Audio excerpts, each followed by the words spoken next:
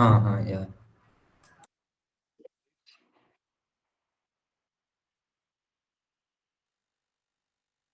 Still can't see it. रुक जा, रुक जा, रुक जा। आ गया है, ये might be आ live. गया है, आ गया है। Okay, okay, good, we're live. Let's go, all the best. हाँ,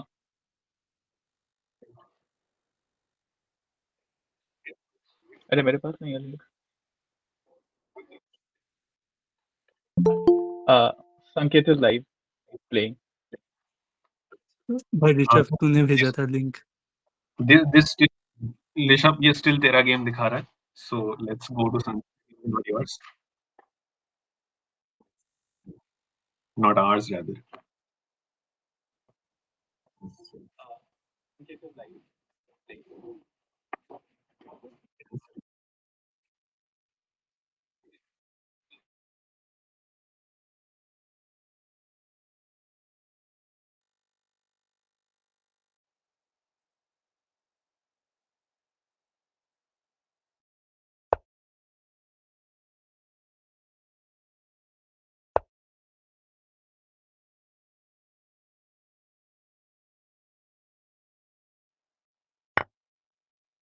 Games दिखाना start कर, then we can. Oh, here we are. Okay. कोई भी एक game start कर, let's go. Right. Ayush this game.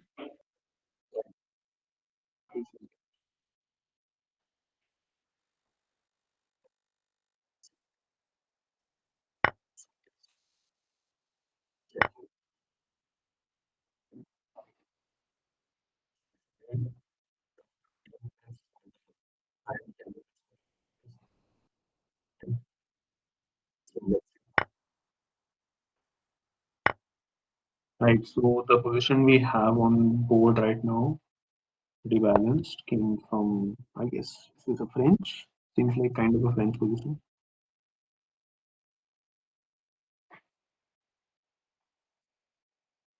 Okay, pretty balanced. Let's keep switching games. Because we have 5 games going on at the same time. Pro skills demonstration.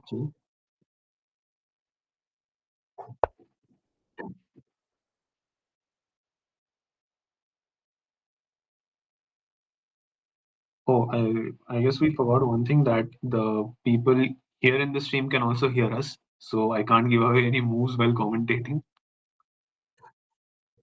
We forgot that. Never mind. अरे नहीं, वो लोग ऐसे ही। Let's go to the next game. Let's go to हमारे the next moves game. कितने ही अच्छे होंगे। No, still it's ओह हाँ हाँ। going on. Let's go to the next game. I see still the same game. It is देख, very अगर equalish. वो लोग हमारी बातें सुन रहे हैं तो वो लोग डिस्टर्ब भी हो रहे होंगे। सो उस लॉजिक से Going on. Sanket is not here, so it's fine. He is not on the yes, stream. yes. He is playing happily, and he's also giving his insights on his stream.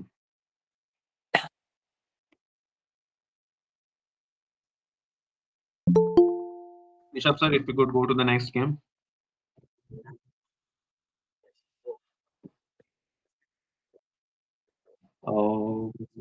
Trying to hide his skill issue Then maybe with the delay. put a view with all 5 games. जो initial view थी with all 5 games, just put that, and let's see.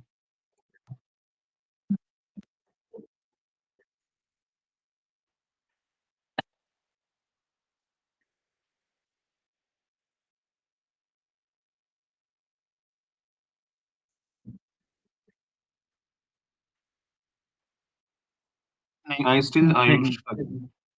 हाँ, आयुष का game ही देख रहे हैं। Just put the view जहाँ पे कौन सी game. I think so. Rishabh, अगर तू स्क्रीन शेयर करेगा तब बेटर रहेगा, क्योंकि नहीं तो हम लोग भी डिले के साथ ही बोलेंगे। नहीं, but then the issue is कि the board जो वहाँ पे दिख रहा है यहाँ पे दिख रहा है might not be the same, क्योंकि stream पे अभी भी अलग दिख रहा है. नहीं, stream पे, oh, stream पे I see the same game. Okay, now I see you moving on the stream. Okay, that's five playing. Mhm.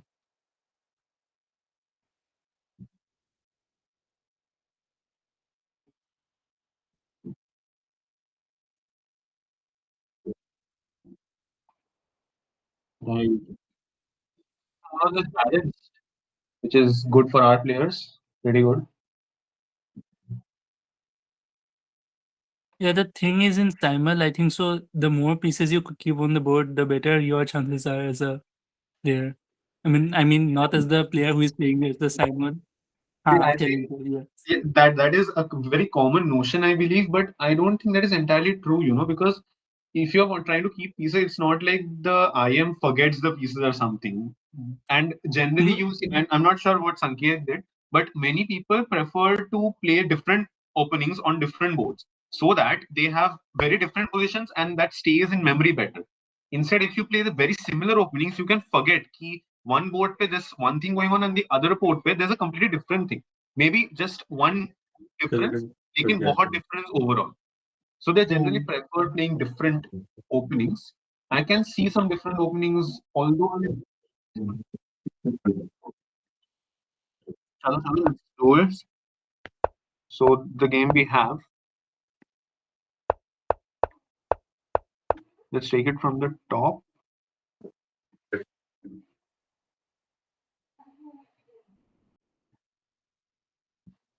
I don't see the moves. Oh, no, F3, nice. F3. Oh, very interesting. F3. Yeah, very interesting. So this is kind of a very, very weird London with an F3. Rito, do you agree? Yeah, Jovava London. I mean, Yeah. the knight is on C3 also, so Agreed. That makes some Pawn to sense. F3 or knight to F3? there was knight to pawn F3 first move. Pawn F3 in London.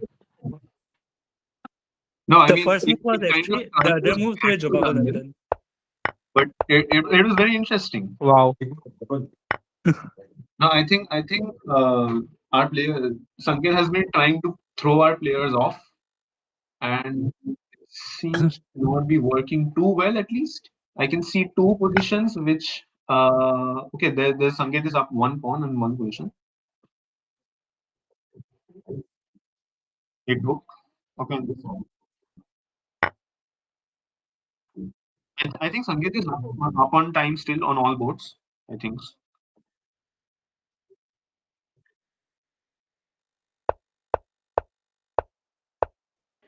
There's a 5-minute difference देख here. मुझे तो Let's go to सूजन वाला game ही दिख रहा है और मैं तो उसे बोलूंगा कि जल्दी खेल भाई क्या कर रहा है anyone who can hear us, jaldi khelo. Okay, हाँ, he's maintained almost a 5-minute difference. Yeah, this is the game which I was talking about. It's very equalish.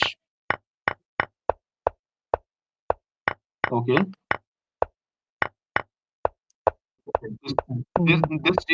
This started as something as a Reti, then it felt like it was going to go to into a London, and then it went into a French. This is beautiful. Which one? Yeah, I see two bishop endgames. One Sanket is upper pawn, and the other, which is on the stream, it's equal, very very equal. This is yeah. against whom? Some okay. Okay, there was a rook exchange as well, Yeah. but it was forced, right? This seems quite equalish. Let's go to that other bishop endgame where he has an extra pawn. I mean, ऐसे अगर जल्दी खत्म कर लोगे game तो फिर कल ऋषभ जैसा सिचुएशन हो भी सकता है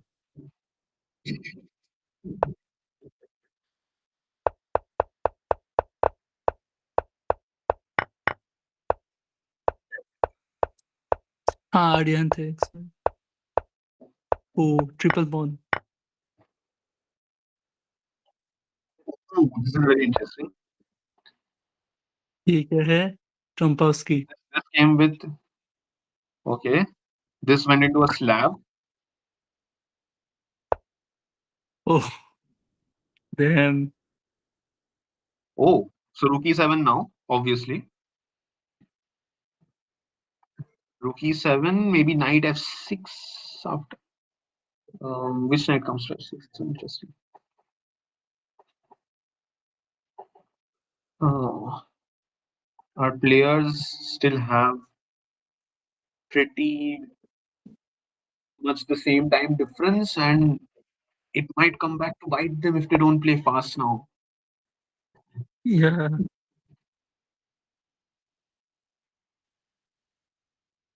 Yeah.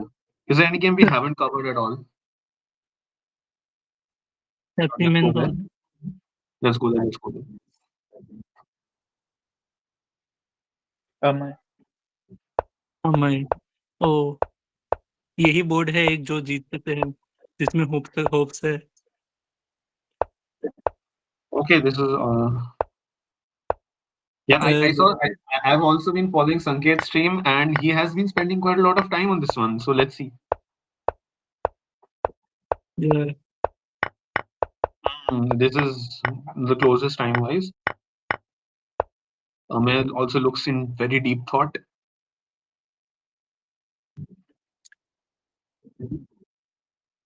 Yeah. Oh, nice. Oh, nice.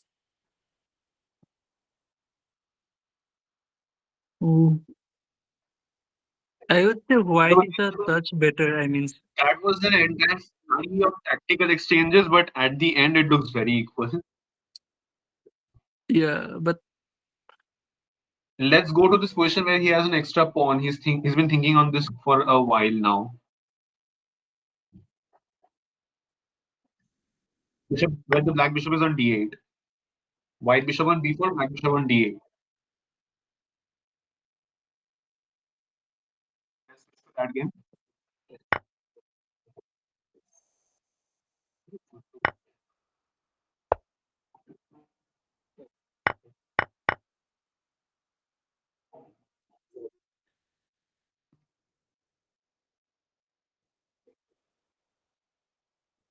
Pawns have been equalized. I just saw.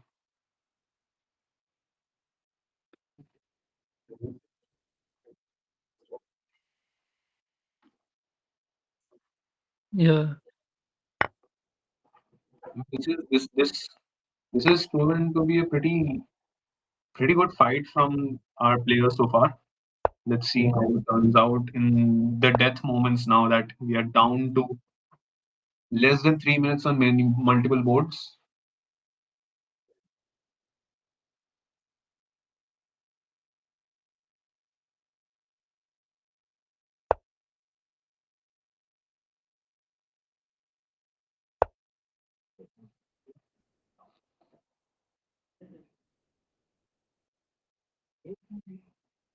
I think there's almost a mate thread on one of the boards. Two rooks are on the back rank. Okay, this is the board. Okay, this is the one on stream. Yes, I think g5 is forced now. ooh. G5 is forced, but is there a mate there? Is there a mate? That's the question. Can he should go h4, right? H4 or something. Maybe. Or Uh, yeah, maybe h4. It was rook e5. Interesting. So I think guys, don't in like the say the ideas. Players can hear us too. All right. Thanks, Freedom, for reminding that. Keeping it fair, keeping it very, very fair. अरे तो फिर प्रीतम को I think so commentary करने देते हैं तब Sure. Let's तब equal हो जाएगा.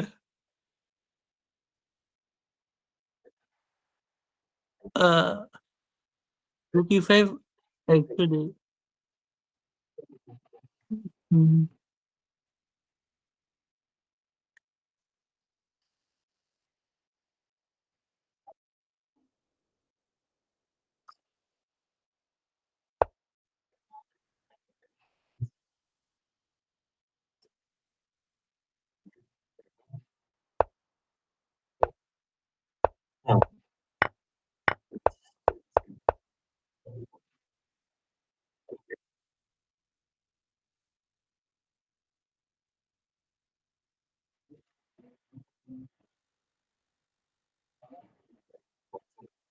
1 second.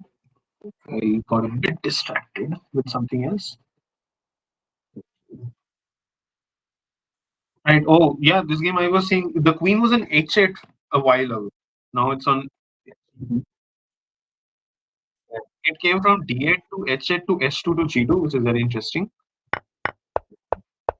Move the knight jumps in. Is there some mate? Is there some queen a3 and mate set? That's going to be very interesting.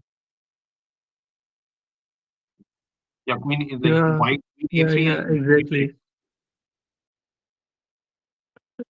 Main. H3. yeah, knight d6 is there. A3 भाई A3 Rishabh हाँ A3, A3, A3. Come on, not A6. Come on, Rishabh, you can do better than this. Queen A3. yes now it's That's correct A3. Yeah, now it's A3. Okay. हाँ sure भाई Oh, can he go Queen A3 now? No, no, no, no, no, no. Rook C2 and you lose the knight. But how do you save Rook C2? You can't save Rook C2, can you? You have to play. yeah I think so best वही होगा A3 then try for counter play I think Queen A3 is the move. Then after Rook C2, you go King B1, and then you have to save that knight. So queen hanging है then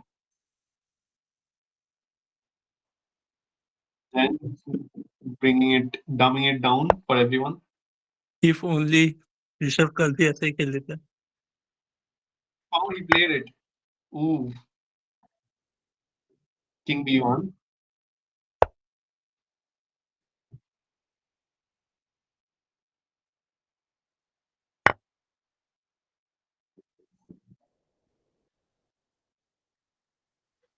By the way, Amay won, I guess. Guys, I won.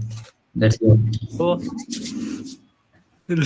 let's go let's go What? अरे ये वाला game देख लेते हैं I think he made a blunder in the rook end game.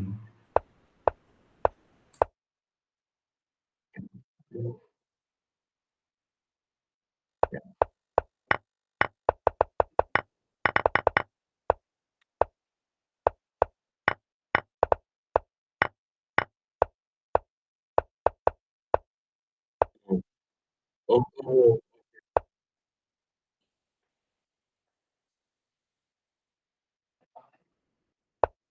Still lagging, I guess. Okay, this is pretty good.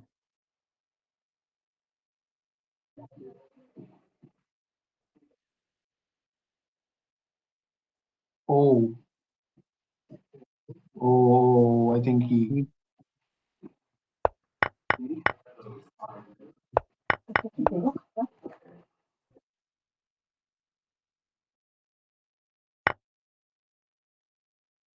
No, I think that's smart because you want to win the rest of the games, right? So you yes exactly don't spend Me time too, on by the something way. that is a lost cause. exactly That game. Can we quickly go to that game? Okay, nice, nice. Samik का क्या हुआ By the way, he won like on mode 1, I guess, against Ayush. Okay, so what's the score? One half for now. And there's another game which seems The draw on 5 against. drawish. This game with it's going back and forth with King G8 and King FG7. It's also a draw, is it? So it's two draws, one win and one loss, and it's the last board that's going on. Oh, this got a twist from nowhere. This got an unexpected twist from absolutely nowhere.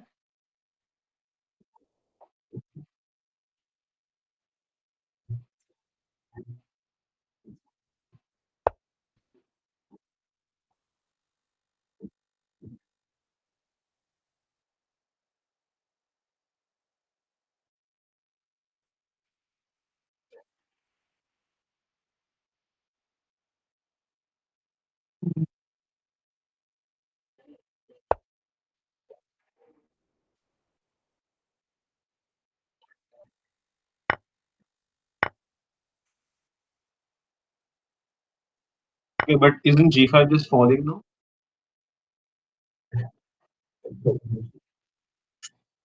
अरे Rook e7 is holding, I guess. Queen.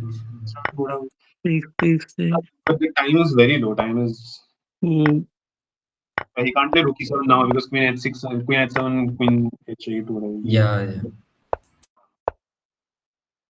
Okay, this is just a technicality now. Yes, 2 minutes and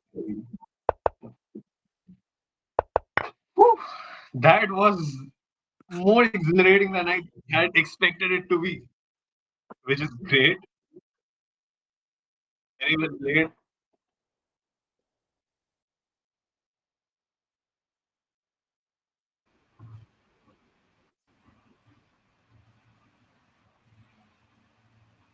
First of all, thanks a lot for the experience. I think I had never played in a simul or against an IM before, so yeah, thanks a lot.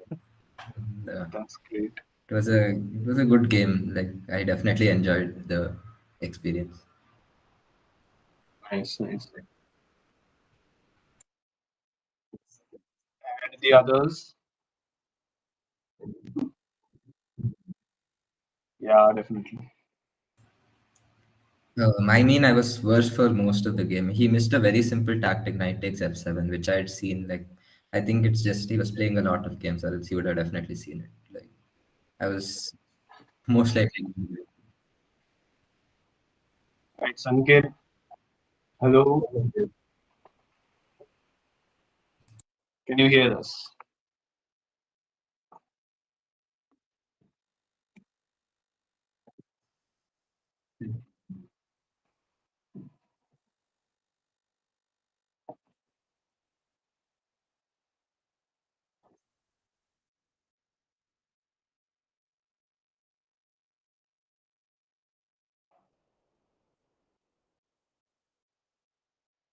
Oh, my mic was muted. Yeah. We can hear you Yes. now. Quite a hard start for me because one of the games in the first move itself, I mouse slipped and played f3 instead of knight f3. Oh, we thought you were doing it on purpose. No, I won't do it on purpose, man. You're right, student, so you're smart enough to win against f3, right? But it kind of transposed into some Jobava London stuff. Yeah, But exactly. We were talking about exactly that went into a Jobava London, which is crazy. yeah, Starting with f3. I mean, I need to change my mouse. It's kind of over. Its life is over, but I don't want to buy a new mouse because if I buy one, then I'll just spend all my day playing Bullet. So Right. So then you'll become one of the IM streaming like Sagar Shah or Levy. You'll yeah, transition that's into quite a distant thing for me right now. I'm just like YouTube is for me very distant. It's a long-term investment for me, but yeah, I'm just not thinking about going popular or something. Like I messed up in my stream. Like I started it and ended it in just 1 minute, and then I started some like I don't know what I did. Like the way I wanted to make it work, it didn't work. But it's first time, so I think That's fine. That's fine. yeah. Don't worry. Rishabh and I were sitting on a separate stream for an hour before this stream and figuring out how OBS works. So it's fine. We understand. Yeah, like yesterday in just 15 minutes, I set up my OBS by just watching YouTube shorts. So you can know like how much I invested my time in learning OBS. So I mean, That's the time I invested, it's fit for me to fail for the first time. So from the second time, I feel it's going to be fine. great. We hope to see some Title Tuesday streams there. Yeah, but hopefully I'm not going to play on chess.com because all the Title Tuesday games are like available for other players and like it helps in preparation. So I mostly play in like Title Arena in Lichess. So That's that's an why. insight I hadn't thought of. Yeah. Sorry. No, that's an insight I hadn't thought about. That people play something very different from what their actual repertoire is on when they play on Title Tuesday. Nice. No, So how do you that's think the fine. But Simon when you're playing on the top boards, let's say, then it's kind of like you have to play something you really know well, and you have to win. So, so when you are playing in over the board games, like players can use those lines against you. So it's Right. kind of hard. But that doesn't happen on leashes. So, Right. but in leashes, whenever I'm playing, I always mostly play on c4 or knight f3 or knight c3. Okay. We know that anywhere from now. So how do you think the Simon went? Yeah, I wanted to score 5 out of 5, but it's like midway I was panicking a bit because I went below like 5 minutes, and almost all the positions were equal. And the first win started like I got the smell of the first win when I was like the double rook endgame, and I entered with the rooks on the 7th rank. Actually, I thought after bishop d8 I had to play rook a1, bishop f6, rook b1, because there's always that threat of bishop takes d4, cd4, or rook d4, rook d4, cd4, rook b4, and that's why I had to play rook b1 and bishop d8 after. Yeah. We were checking that game. We thought we were checking out whether it's an immediate mate, but then we saw there isn't an immediate mate, but it's better for you. Okay. I mean, it's quite hard for black to defend. I think it's defendable, but it's hard.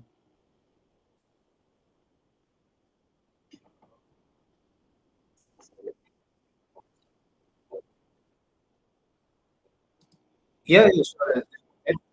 Yeah, maybe you can just share the screen and.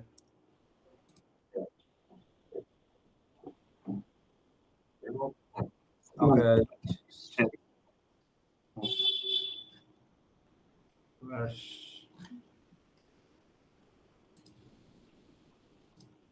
Yeah, so this was the game like which I thought was, you know. Just a minute. I don't know why this is. Yeah, I need to. We can see the struggle with the It costs mouse. like 200 rupees, and it's already 3 years old. So it's, yeah, it's kind of Jobava London stuff only, but yeah, I felt that maybe knight d7 was not such an accurate move. Maybe just bishop d6 trying to exchange of this bishop immediately would be better, but yeah, knight d7 looks fine. I mean, it just gives up the e4 square, and I got e4 very easily, and yeah, I mean, this is quite a comfortable position for me because I have this very strong bishop, and this bishop is just kind of biting on granite, and after queen f3, b5, a4, p4. I mean, I always have some advantage, but maybe I could have done something better over here, but I don't know. Like, I was not thinking that much. I can't think that much in assignment. Here I thought maybe black has some counterplay because my pawns are fixed on the dark squares, and I cannot activate my bishop. It's always going to stay in this diagonal, and yeah, and always this threat of bishop d4. That's why I can't activate my rook, and bishop b4, rook e8, king f1. My idea was to play maybe rook e1 after e1, and when he takes on e1, I can take with the king and then bring my king over to d2 and then d3. But rook 8, a5, I don't know. Like, yeah, I had to stop f5 anyways, and rook b8. Like, black was playing quite well here, and I was like already here. I was thinking maybe I can try something with rook e1, and that's why I played g3. And here, oh, that's already winning, yeah. Yeah, so it's very important to see how activity of rooks matter in the end game, right? Yeah, right. Okay. Rook e8 was a blunder, but okay. I think you can forgive me for that.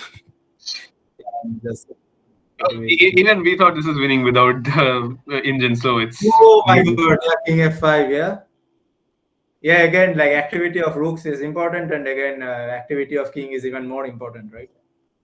Now I'm the one who's getting mated here. Yeah. So yeah, after before I thought I'm completely winning, and yeah, it's I mean, at first I was thinking that I can't win a single game here, but I managed to do it. But I mean, I'm really curious. What's the average strength of the players here?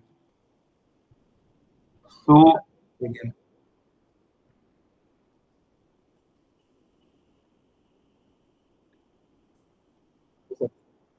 Okay. I believe here 2 people here are FIDE rated around 1600s, 1700-ish. 1600, I believe. So then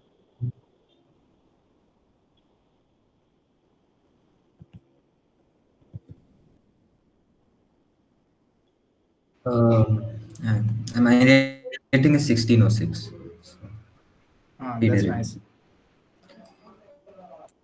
Ayush, I believe, is also rated, if Ayush is here.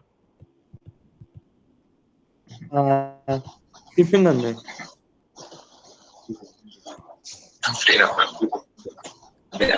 Maybe I should have scored something like 3.5 or 4. Maybe I should have scored something like. We can forgive you and your mouse for that, I believe. Yeah. Yeah, it is obviously Yeah, difficult. it's quite tricky to manage the time. Yeah. And Hmm. also, I can't remove in with this mouse. And also, when you're playing with Simul, I think you can't pre-move at all because once you play a move, you're immediately taken to the next board. So you can't even pre-move on a board and then go somewhere else. So that is the issue. Yeah, that's what.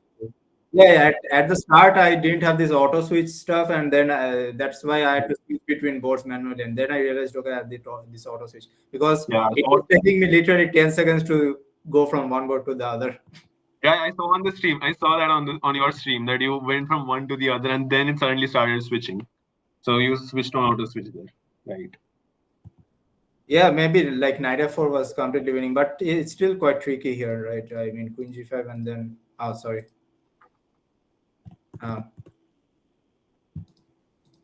Queen g5 and then I mean queen d2 and you can't play bishop. Oh, okay. While I was playing, I was thinking that bishop d6 is not there because of rook h8 check, but after king d7, your rook is saved here.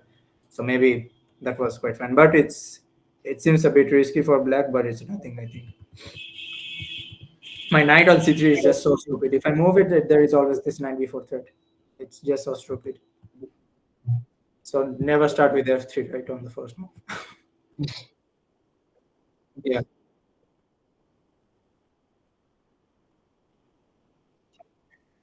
Yeah. And here I played knight e2. I just realized that after knight b4 I have queen a3, but still it seems it doesn't work. Yeah, we were looking at knight before and the further position also. We thought initially we thought it was winning for you, then we thought it was winning for black, and then we realized it's a draw. And this one? No, after all that happened, like with the queen came to h2 as Okay. that Yeah, one. queen h2 was quite a nice move. I mean, I'm not so sure why the engine is saying that this is winning. Like after, I'm just curious. Okay, maybe some other move. Okay, a5. Okay. That's tough, I think. Yeah, yes, definitely a5. Yeah, and queen h2. What? Wait, but what after a5? What? Rook c4. Okay. Rook c4 was there. Yeah. No, it's just protecting the b4 knight, right? Yeah, and then I can't move my knight because there is like okay. Okay, but what if after rook c4 if you play b3? Oh, you have queen e. No, you b3, don't have queen e2, and the d1 rook is falling, right? Oh, right, the d1 rook is also attacked, right? Yeah. Wow. Yeah, and if something like after rook c4, knight c3, then there is queen c2. Mm-hmm. Wow. No, but there is queen b4 here. I'm not so sure what's happening here. And then is this still winning for black by any chance? Like I can play queen b6 check because there's rook c7, so queen f8. Wow, this is very interesting. Can the king go to a7 somehow and tuck itself in? Yeah, I think that's that's what Black is going to do. But I was just wondering if knight e8 is a move. But still, I think. King b8 is working. Nice. But knight d6 check. And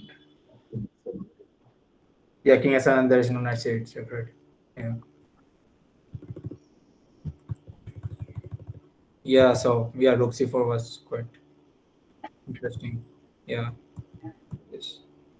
But I Yeah. guess This, both players were around 2 minutes at this point. Black was around that time, so it is difficult to calculate this. yeah. Wow. King g7 is a winning move. Okay. Yeah. Okay, Just that is very difficult to find. repetition. Yeah. Still, I'm not so sure what. Okay. Queen b6. There's the. I mean, when I reached this position, I was thinking that I was almost going to play knight f6 here. I completely missed that my d1 rook is hanging. I only thought that the b2 pawn is hanging, so I have to keep my queen on b4. Oh dear. But wow, King G7 is then completely winning, no? Because you have B2 falling and B2 also D1 falling. Yeah, That is crazy. but I have to play something like queen e5 I check. think queen e5 check is. But the point is after king g8. Yeah, the rook endgame is. Yeah, and this endgame is winning for black because of this very big moves. Therefore, 24 for sure. But yeah, this is kind of a draw.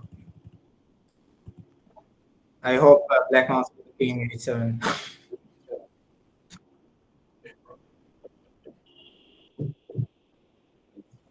Yeah.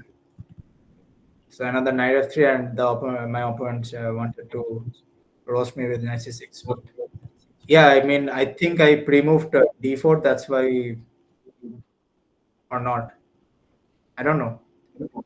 Like if I saw that he played knight c6, I would have gone for something like e4 or c4. c4 makes more sense maybe. But yeah, again, Jobava London. I mean, I don't know why I was playing it. Yeah. Yeah, this kind of ending in a. I thought I was in quite some trouble here. I didn't find a good move here. King d2. Okay, king d2 is quite hard to find, right? I think I spent the most time in this position, and rook e3 is coming here. Like I wasn't able to understand what I am going to play, because if rook d1, then there's this bishop b3, and this f4 pawn is falling, and yeah, even something like rook d2, there's rook e8, and then you can take. And there are so many motives in white camp. So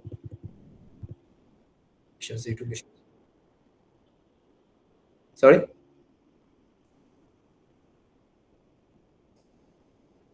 Okay.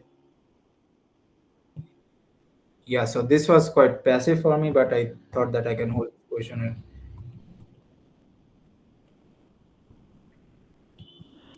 Yeah, this is quite a simple draw, I feel, but I mean, I was thinking maybe I can put my pawn on a6, but it could have worked if my bishop was on f3. Then after bishop c8, I had the bishop b7, but I didn't have that, and I didn't find anywhere to. For I mean, it's kind of a fortress, and yeah, I offered my opponent a draw around here, and he rejected it, and I was a bit scared because. I didn't see it. Okay, I mean, like when I was like below 4 minutes, I was already quite scared because I might get flagged, and wow, such an epic. Okay.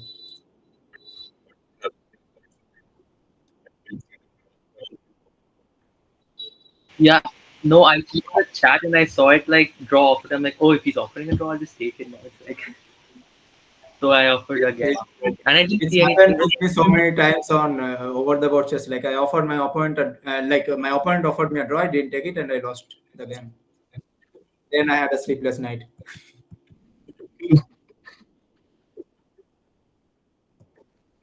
Yeah, this was. Yeah, I had the center from the start, and I feel I had some advantage from the start, and I feel like converted it quite well.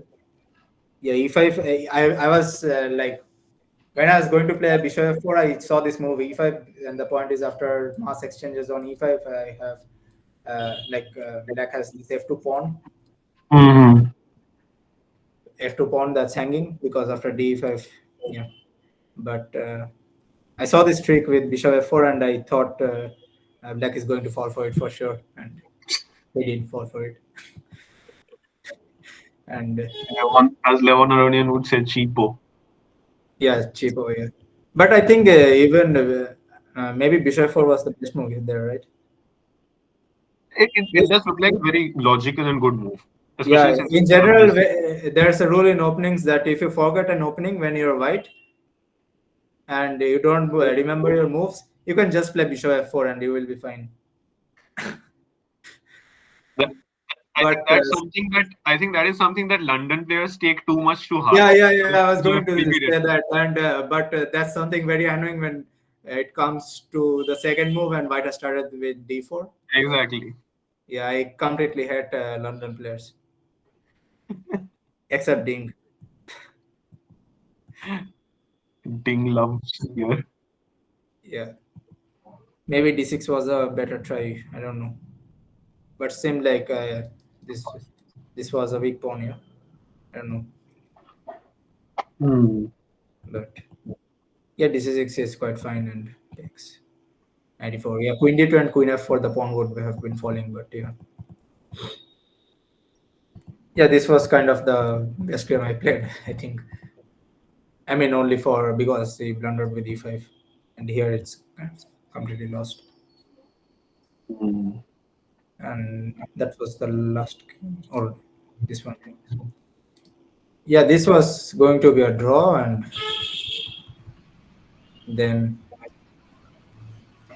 yeah, I don't know what I should do here. Maybe the line goes d5. D5 would have been better, I think. Yeah. And then a4, a5. I don't know why I played d5, to be honest. And then, like, there are some ideas with sometimes black goes knight b8 back, or what? I don't remember. But the basic idea is like a5, a4, a5, and b4, and the knight a4, and you strengthen your center with c4, and black in the meantime can go something like king h8, knight g8, and f5, knight f8, and Yeah, I kind of messed up the KGD system though. Like, I don't think rook e8 was the best move. okay. Yeah, maybe. Yeah, so I think after d5, like black sometimes even goes knight e8, and when you play f5, the rook on f8 is more useful because it's on Yeah. the f8. So yeah, maybe delaying rook 8 would have been better. But yeah, I just messed up with 95, but I think I was better at some point over here. I think You missed knight into f7. Like after I took knight into e4, the tactic like knight into f7 was very nice. knight f7. Okay, like here when you played rook d8, I saw queen e5 and then knight e4, and I was like hoping that you don't find knight e4. I saw knight e4 and then knight f7 I saw and I was like, shit, I'm losing. But then luckily you didn't. Okay. Yeah. Oh my god, I missed knight f7. Yeah. Yeah. I mean, when I was calculating this position, I was thinking for a long time, and I played queen e5. I was trying to find something else. Like I was trying to place two moves like f3 or bishop c4, but I don't think any of them work because bishop c4 you can just take, and I have to take with the knight, and then you grab the e4 pawn, and f3 seemed quite weakening. I mean, after f3, in the worst case, you have queen s7, and I lose my advantage. I mean, I could feel that I have a lot of advantage here, but I did find the way. Queen e5. So when you played knight e4, I just immediately grabbed with the queen e4. But I should have spent some time here. Yeah, I had like 8 minutes. I should have spent some time. Yeah. And this is like I have to fight for a draw here, I feel. But Yeah, somehow I missed rook c5, but it's still fine. Yeah, it's still fine because Rook b3, rook c4, rook e3. So yeah. and then the kings come and it's quite rush. No, this is quite passive. You don't like my position here, but like in the worst case, I can just give up that pawn maybe. Yeah, rook a6 should have been better if it let's say takes and king f2. And rook c5. I don't think it's anything for black. Should be a pretty easy draw. But yeah, rook b5 I just lashed out, and after I played rook b5, I auto switched to the next game and I was like, oh my god, I completely missed rook b5, and I was like, okay, yeah, it's good. Yeah, yeah.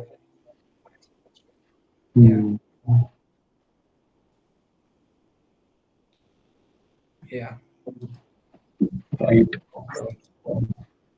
Yeah, congrats. Who was it, by the way? This was Amir. Okay. Yeah. Congrats, Amir. Yeah, you were talking to him. The discussion what you were doing right now at the end, I think you were talking to him regarding this particular game. Yeah. Okay. Yeah. Hi, Amir. Right. Yeah. Yeah, That's again, it. thanks for the experience. Yeah. Welcome.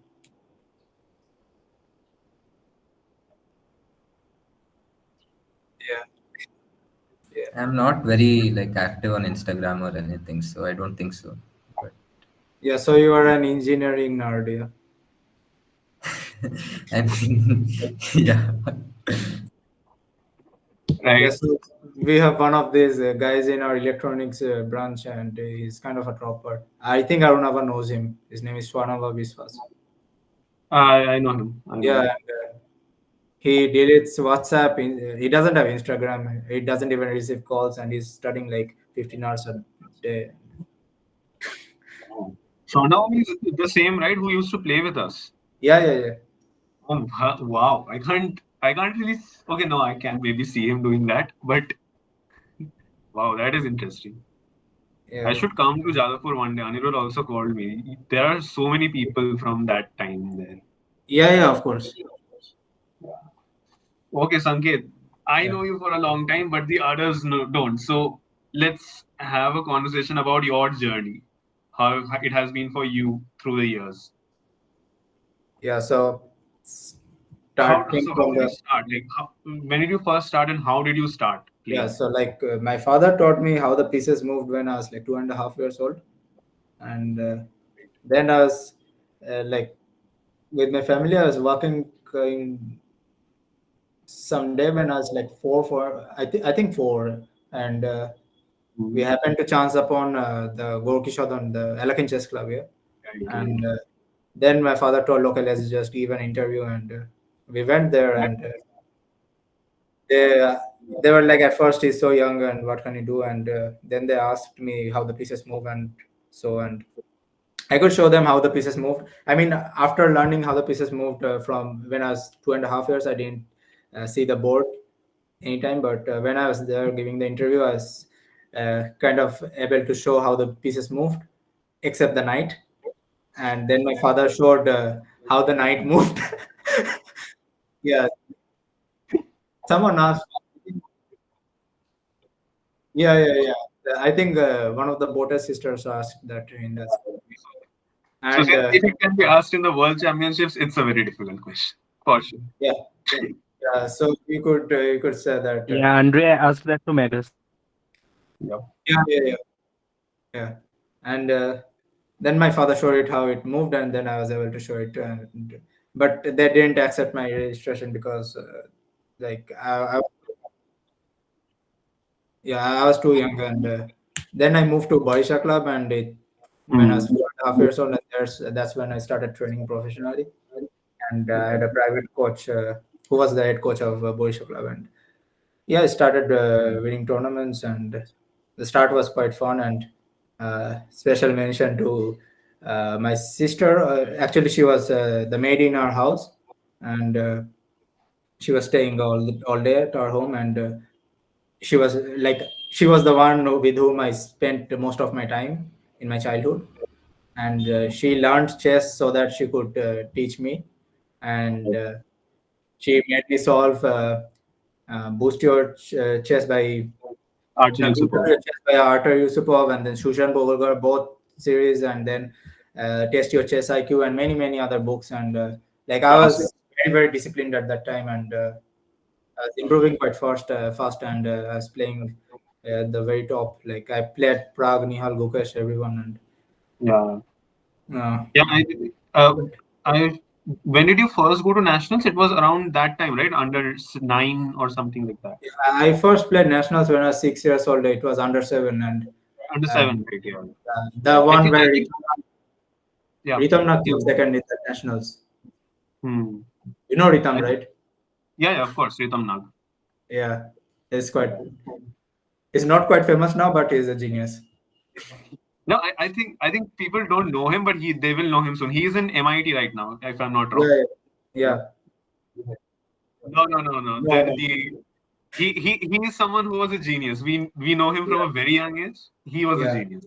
Yeah, and I believe he's kind of also schizophrenic, maybe like most geniuses, and he's kind of doing some crazy stuff, and kind of quite antisocial, which Yeah, is He was very social, yeah. But yeah, it's acceptable from someone who's like that. yeah. I mean, quite abnormal behaviors, to be honest.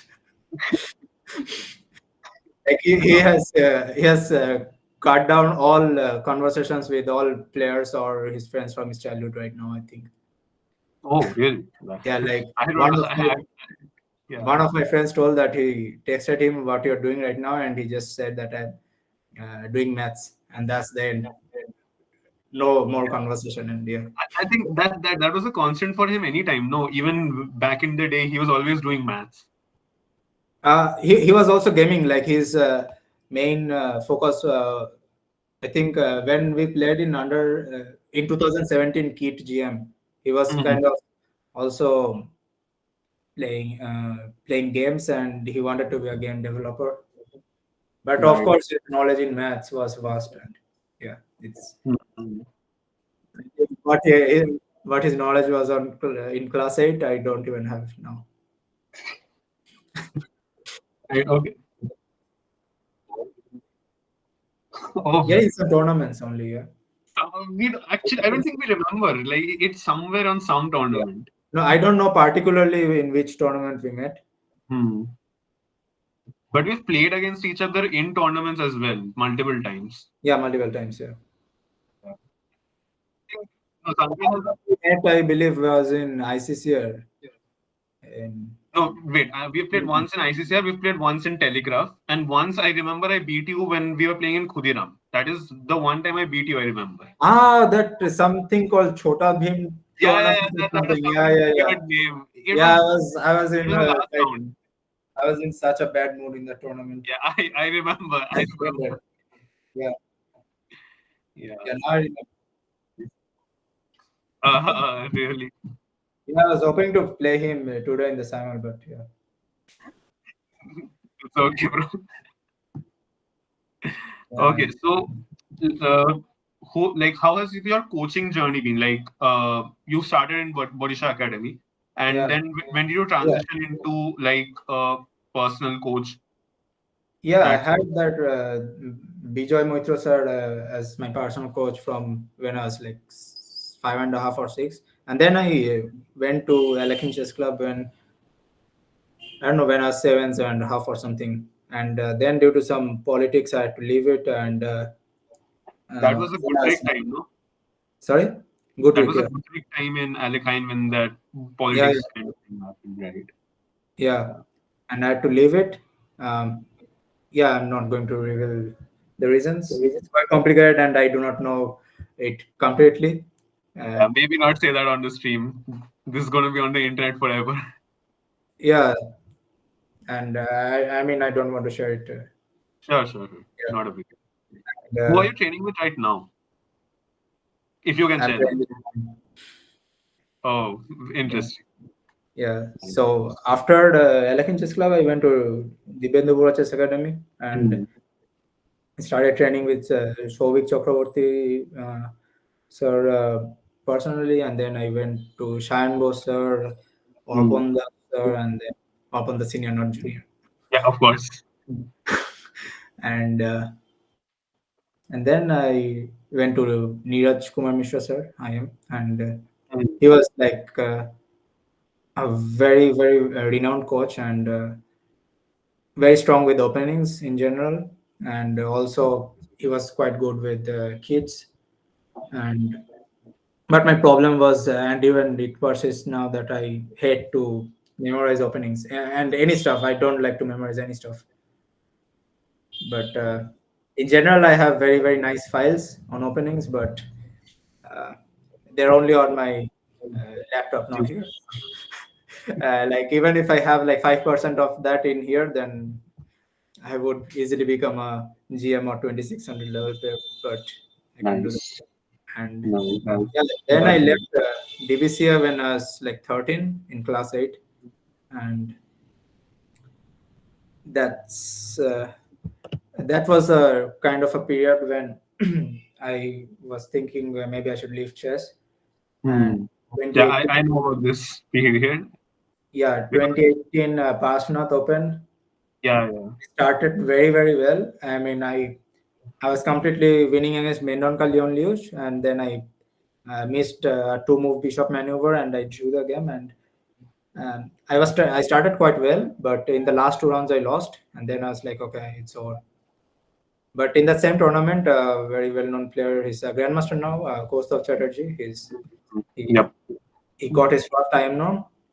And then I was, That tournament, no, where he had that thing with I am GM Garif Timur. yeah. In the first round, I played he that. wanted to play Gariev, yeah. Gariev played. Yeah. And That was a my very mother big told me that you can maybe ask Kaustav what you can do in like how you can prepare. And he recommended me this site called Chess24. It's not, it doesn't exist now, but No. Chess.com acquired it. Yep. yeah. And then I went to that site, and that's when I actually started learning openings. And I switched to 1C4, the English opening, and I followed a course by Christoph Sielecki, a German IM. And that was the first time when I actually gained interest in openings a bit, because I liked the structures and all. And I increased my rating rapidly after that. And but in class 8, like class 8 was maybe the last year when I was studying with my own willpower, and like I wanted to pursue both academics and chess.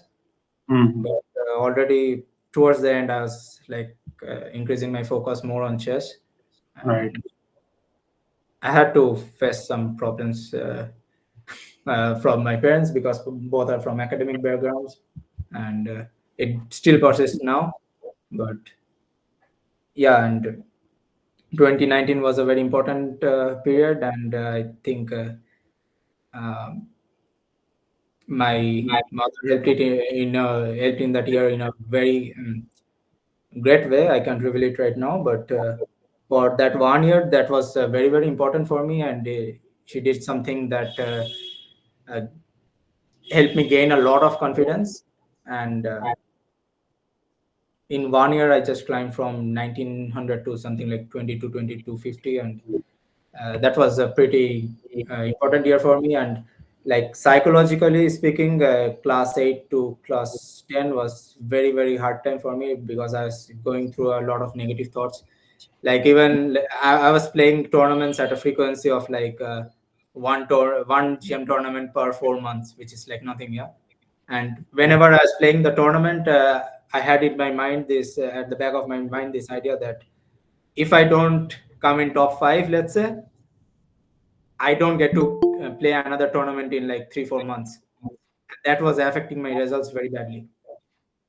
And even though like in 2020 Chennai GM, I bet my first Grandmaster Levan Pansula, who was like 2600 rated.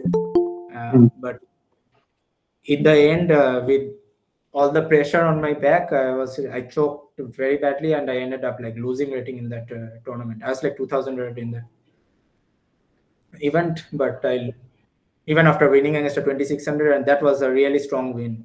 I mean, I just completely outplayed him.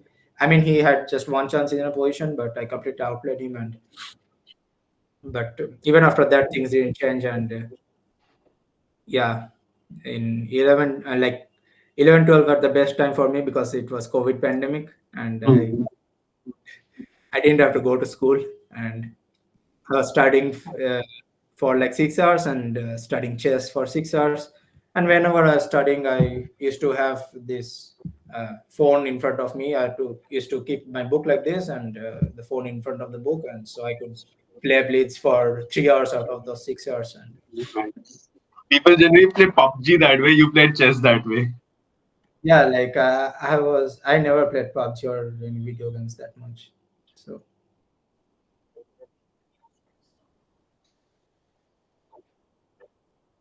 yeah. Yeah, it was a blessing for chess in the time. And yeah. Do you think that like COVID period and the like if you see you since we both know how Arjun, Gukesh, Prag, these people have were before this, and there was like an incredible jump after the COVID period. So do you think that that also helped in even in Gukesh helping Gukesh winning the world championship now that particular period?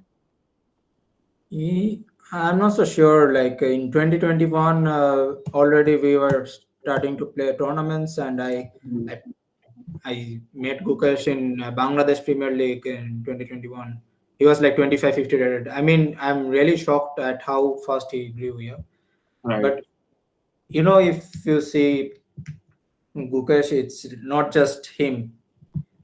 It's his parents, Yeah, the indeed. government, the all the sponsors and everything. And actually it really helps if your parents are really positive about stuff. And I mean, they're just huge risk takers. I mean, putting your child out of school when he's in just class 4 is like really a risky thing. Yeah, I mean, I can't recommend it to anyone, even though Gukesh is so successful. But what I can recommend to all parents is being very positive. Right. It's a very important thing. Yeah. So tell me about that period, like earlier, like that. There used to be one time I remember when we were both playing that you went up and down in rating, and then you also plateaued for a while, and then like you weren't being able to break. I think around when you were around 2000 strength, you weren't like being able to break into the next stage, like 2100. That break, that plateau. How did you overcome that? And in general, how do you overcome such plateaus? Yeah, like as I said, that time my mother helped in a very important way. And um, like I had no coach at that time, and it was COVID period, and uh, we didn't want to spend a lot on coaching. But yeah, So my mother, So but how about the mindset? Like, do you think there's any sort of mindset shift that happened which helped you? yeah, like I never really liked to go to school because I myself was quite antisocial, and I just didn't like what went on in the schools. And I have this like my own opinion about schools. Like it kind of uh, is more useful for the education system is more useful for girls rather than boys, because yeah, I have to like I have researched a bit on this topic. And there are some some very yeah, I have to find out where I get it. You have a book on this. That is incredible. Is it notes or book or book? Yeah, like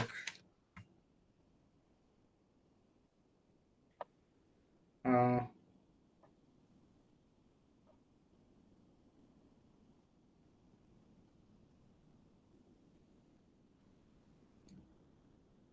yeah, so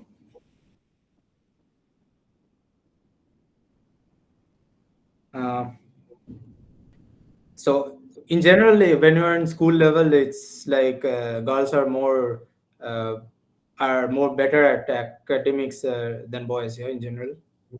So in general, yeah. Do you agree? I haven't ever researched on this, so I don't know any statistics. Yeah, but the thing is, like, for boys, it's like maybe you can call it genes or hormones. Like boys have these sensation-seeking characteristics are a lot more than in girls. Yeah.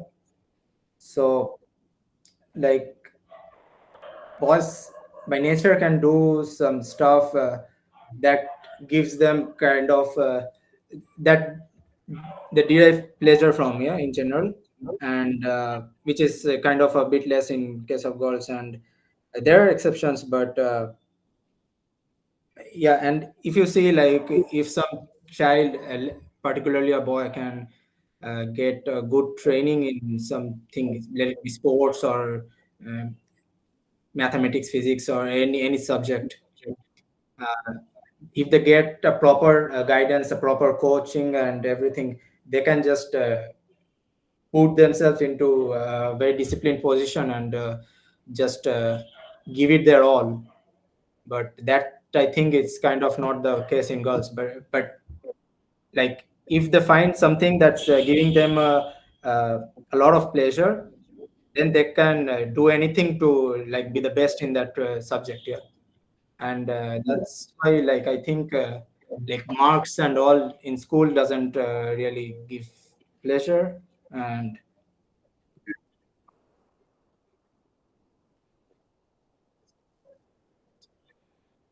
yeah,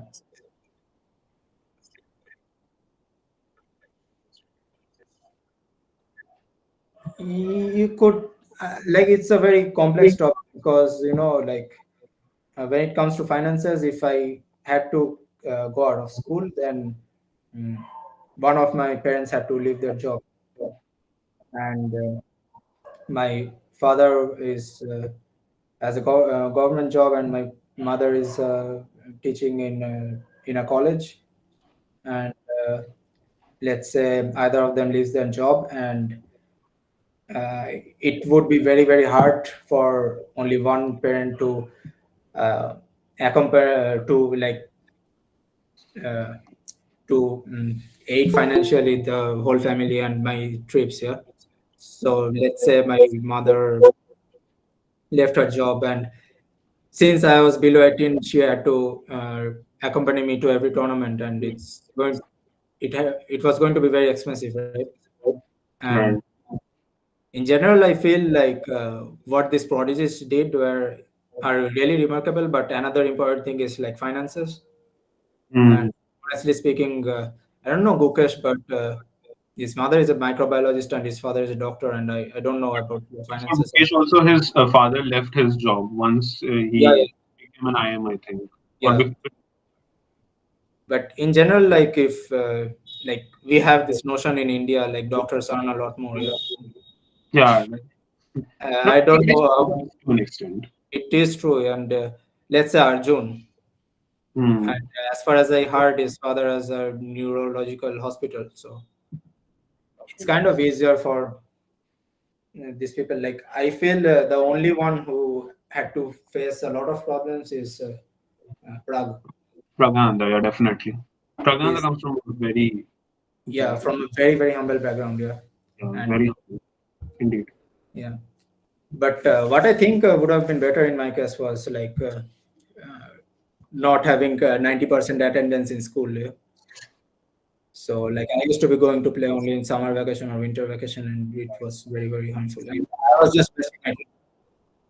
So there was an interesting time towards the end of class 9. I decided that I won't take school seriously at all, and I used to work on chess. Like, my school used to start from I had to leave for school at around 10 a.m. and return at 6 p.m. And from 6 p.m. to 9 p.m. I had to, or 6 p.m. to 8 p.m. I did some chess, but I was already quite tired after school. But and from like 8:30 or something till 11:30 I had to study a bit just to show my parents. And after having dinner I used to go to bed, and after my parents fell asleep at around 1 a.m. I used to wake up and start preparing again. That's great. Two instances when I was caught, and those days were very hard for me. But in general, I used to go to bed at 5 a.m. finally, and then wake up at 7 a.m. if there was a tuition in the morning, or let's say 9 a.m. if there was only no tuition, and then go to school and then sleep during the school hours. I mean, I didn't have a sound sleep at school, but at least I tried to.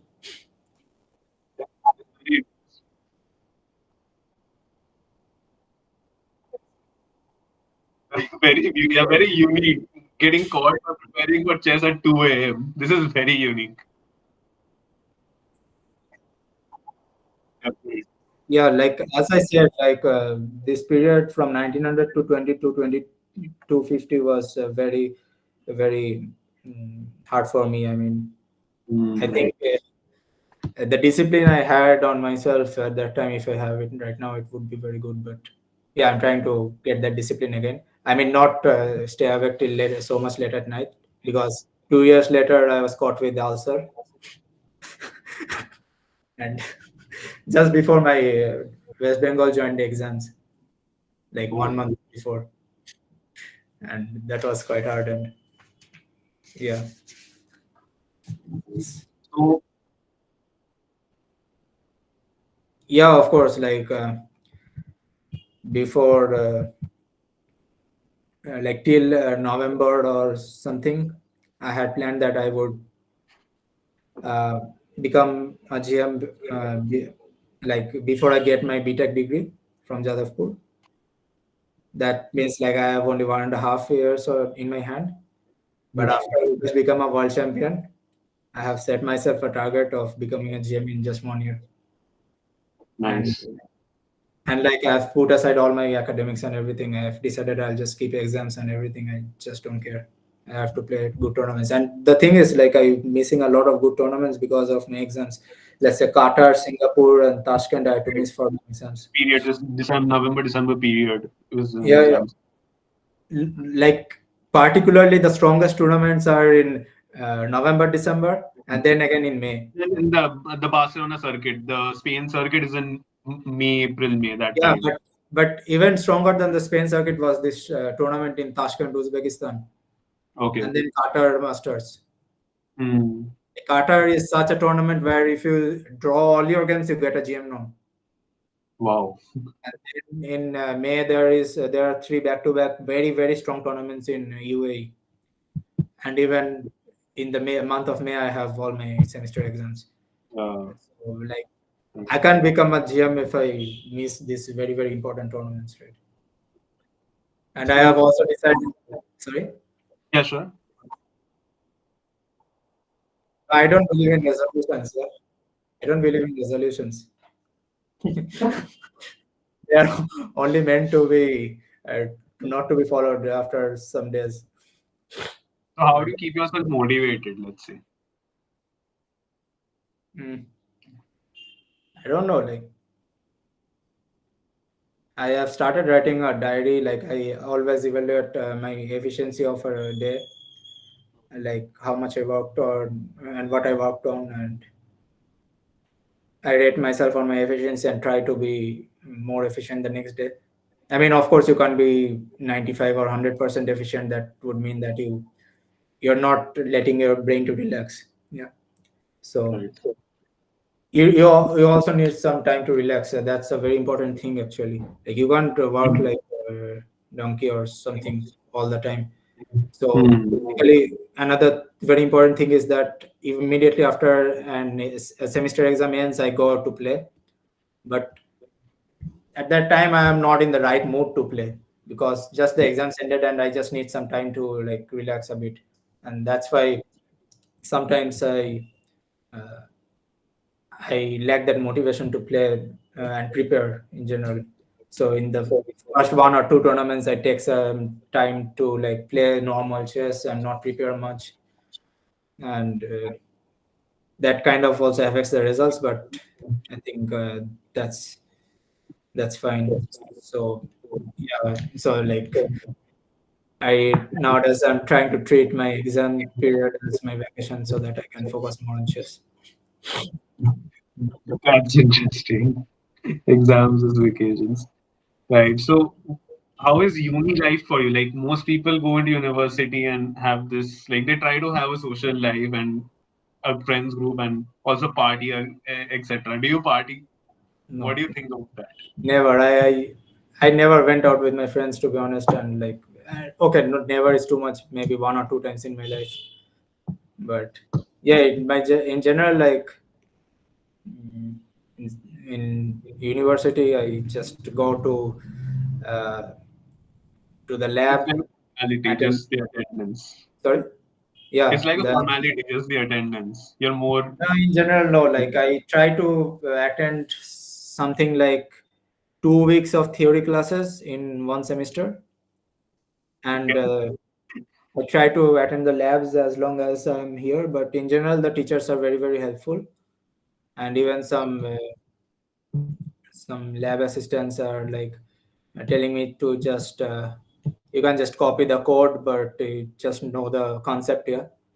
And I mean, anyways, like most of the students are copying codes, but in general, they have to explain very deeply. But for me, it's like if I know the concept, that's enough. And in general, like the subjects we have are I don't know, maybe something like only 20 or 30% are going to be useful in life. So yeah, I just know the concepts and at least try to know the concepts, and then if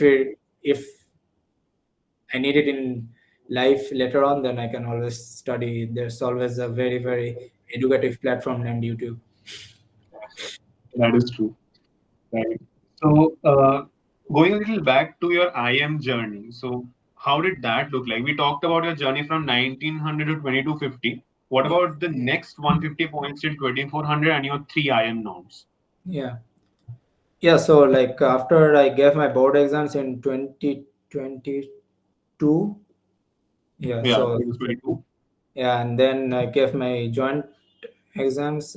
Mhm. I had also filled up the form for the mains, but my like there were two mains exams, I believe. Yeah, one in June, and the another The one in main one in June, something like that. In our yeah. So like the first one was on 24th June, I believe, and I had my flight to Serbia on 24th June itself, luckily, and I didn't have to do that. okay. And I returned on I think 23rd or 24th July, and due to the time difference, I was jet lagged, and my exam center was very, very far away. And to give that exam, I had to wake up at like 6 a.m. So like I failed to sleep at around 3 a.m. and I'm waking up at 6 a.m. It didn't make sense to give the exam, so I was like, okay, just leave it.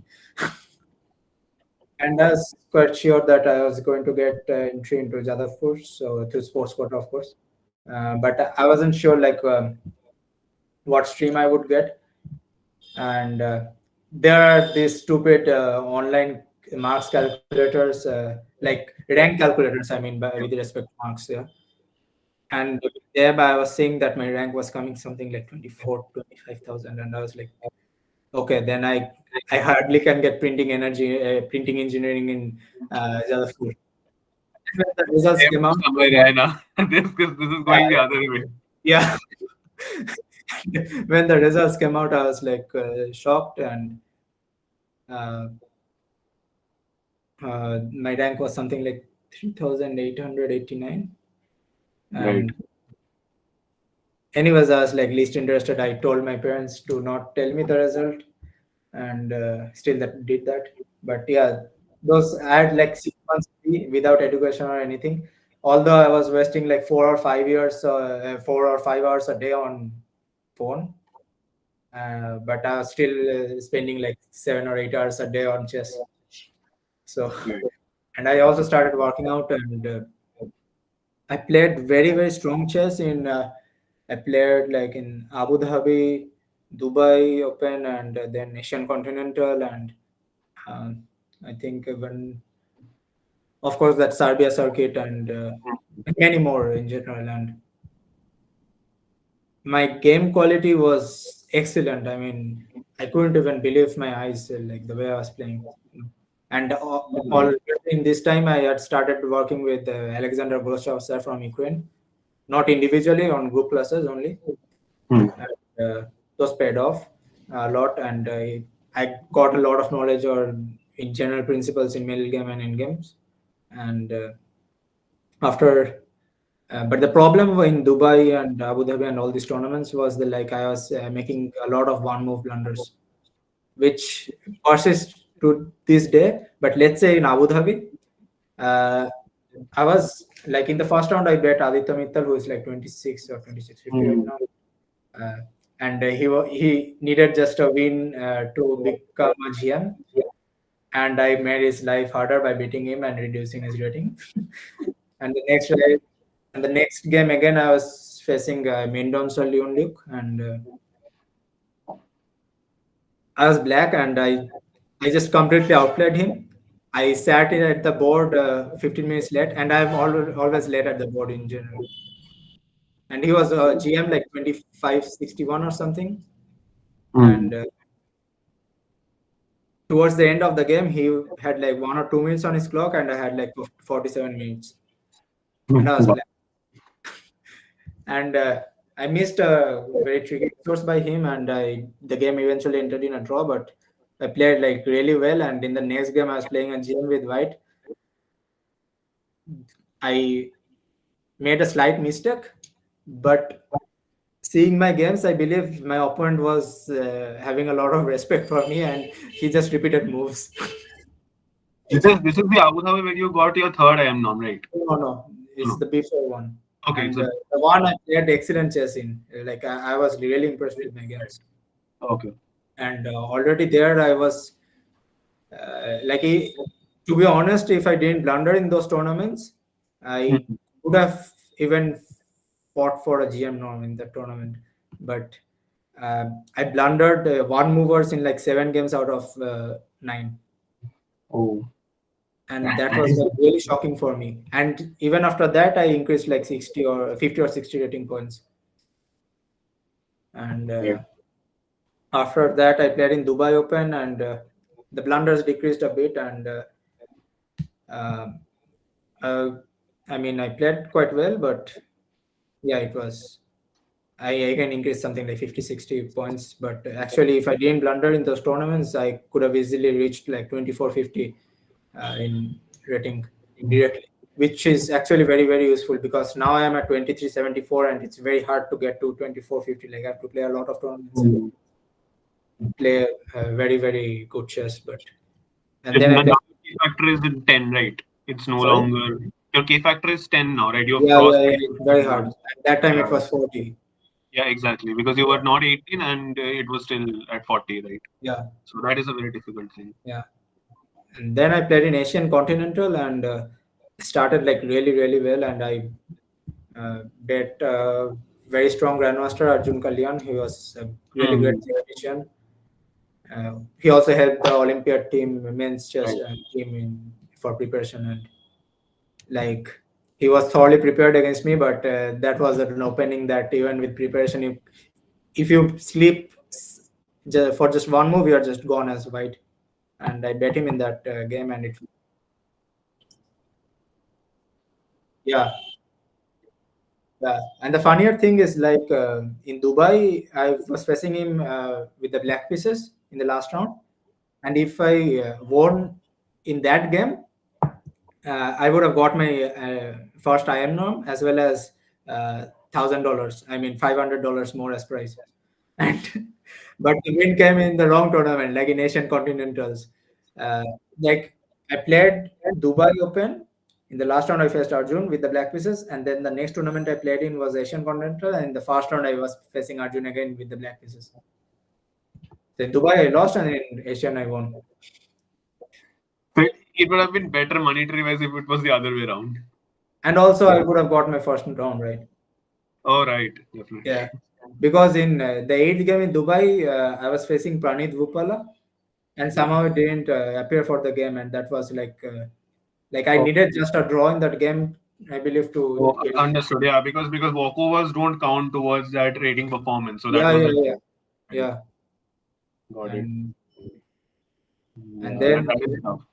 yeah, but after Asian, I believe I played in Bangladesh League, and then I joined Jadavpur, and around 3 months later than the stipulated time, actually there was some conflicts during the admission process through sports quota. I mean, Jadavpur has a very, very bad admission process, to be honest. I believe Aruna already knows about that. Yeah, I know about. Yeah, Right. So you have also been to 23 different countries, right? So how is that? Like, do you have a favorite country, first of all? Bhutan. Bhutan. Okay. Yeah, Why? just peace. I love peace, Nice. and it's beautiful. And It's is it also because you don't get enough network? You can stay away from the world. yeah, maybe. Yeah. Right. Yeah, another funny thing comes to my mind. Like when I was in Bhutan, I had a tournament on Collegiate Chess League, Indian Collegiate Chess League, and we were facing SRM. And we had to keep two of our cameras on, and the Wi-Fi in the hotel was very bad, and I had struggled so much with just 1 GB of data.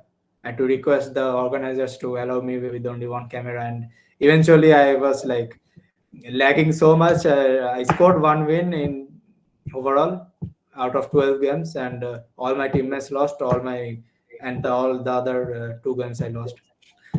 But it was already a lost match because they're playing against us. Yeah. Sorry. Bhutan is like Zen for you, where you have peace and you can. Yeah, I would love to visit it again, but in general, it's quite expensive because you have SDF charges and you have to hire a tour guide, and yeah. So if there's one country that, other than Bhutan, that you want to visit that you haven't visited yet, what would that be? I don't know. Okay. I don't have any. I am always open to visiting new countries, and Right. no, very tough question, to be honest. But nowadays, I have decided that I'll try to make less tours and rather focus more on chess because I need to improve. You had this thing, no, for a while that when anywhere you went, you would go on a tour of the country, maybe go on a hiking trip. You went on multiple hiking trips. Not multiple. I went on one in Liechtenstein and another one in La Plagne in France. The Liechtenstein one was very, very memorable, and I'm I still. don't know where you got lost. Yeah. Like in the summer trip this year, I didn't carry a SIM card for Europe, Okay. so that my mother and father can't call me continuously and disturb me. And of course, also like 54 days, so I have to buy a SIM card for 2 months, and that's already costing something like 8,000 rupees, and I didn't want to spend so much on SIM cards. And anyways, I was like relying on public Wi-Fi, and worked fine in Czech Republic, but in France it was a bit hard already, and in Liechtenstein it was almost non-existent.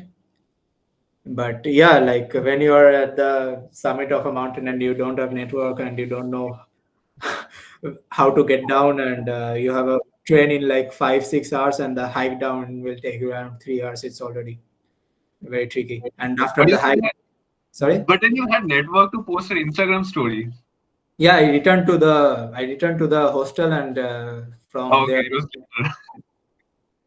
okay, nice, cool. There I used a very nice trick because in Liechtenstein you don't get hotels for below 15,000 rupees per night. So I booked a hostel for that. That is very costly. Yeah, it's probably the second richest country in the world actually by GDP per capita. So very expensive. 2 times of Switzerland actually.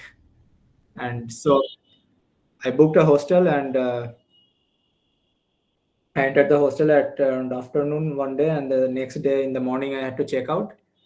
But I kept the luggage over there, and I had my train from Switzerland in night at around 10 or 11 p.m. So like I didn't have to pay for 2 nights here, so I saved quite a lot that way. I'm in general quite.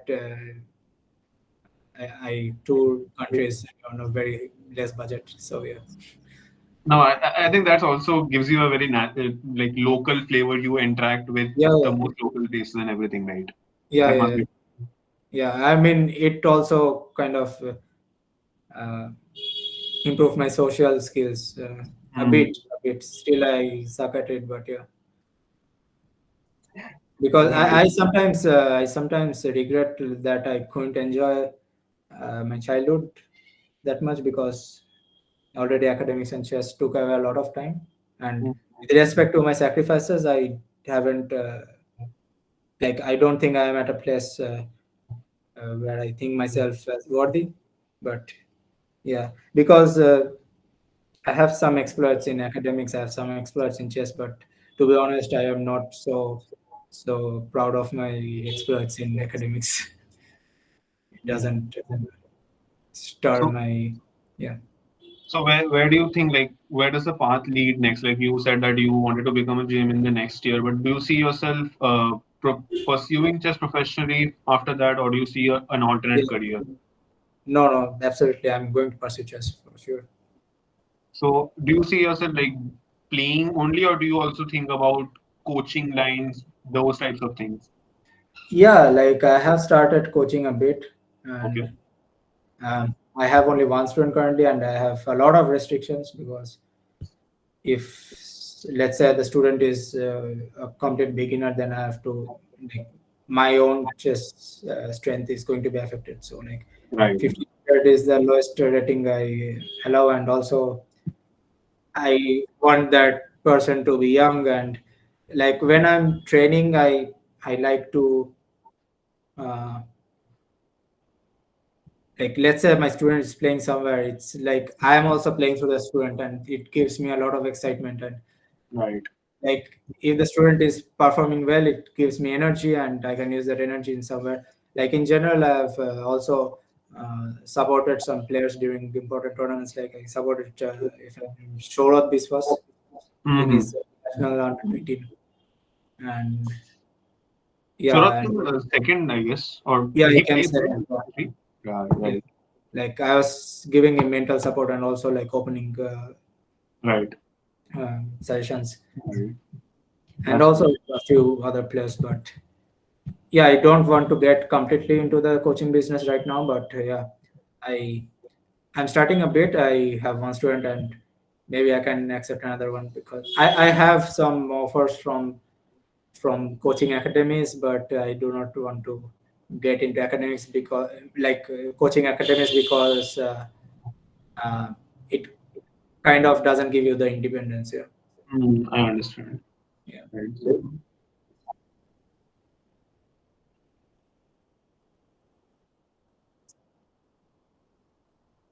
Yeah.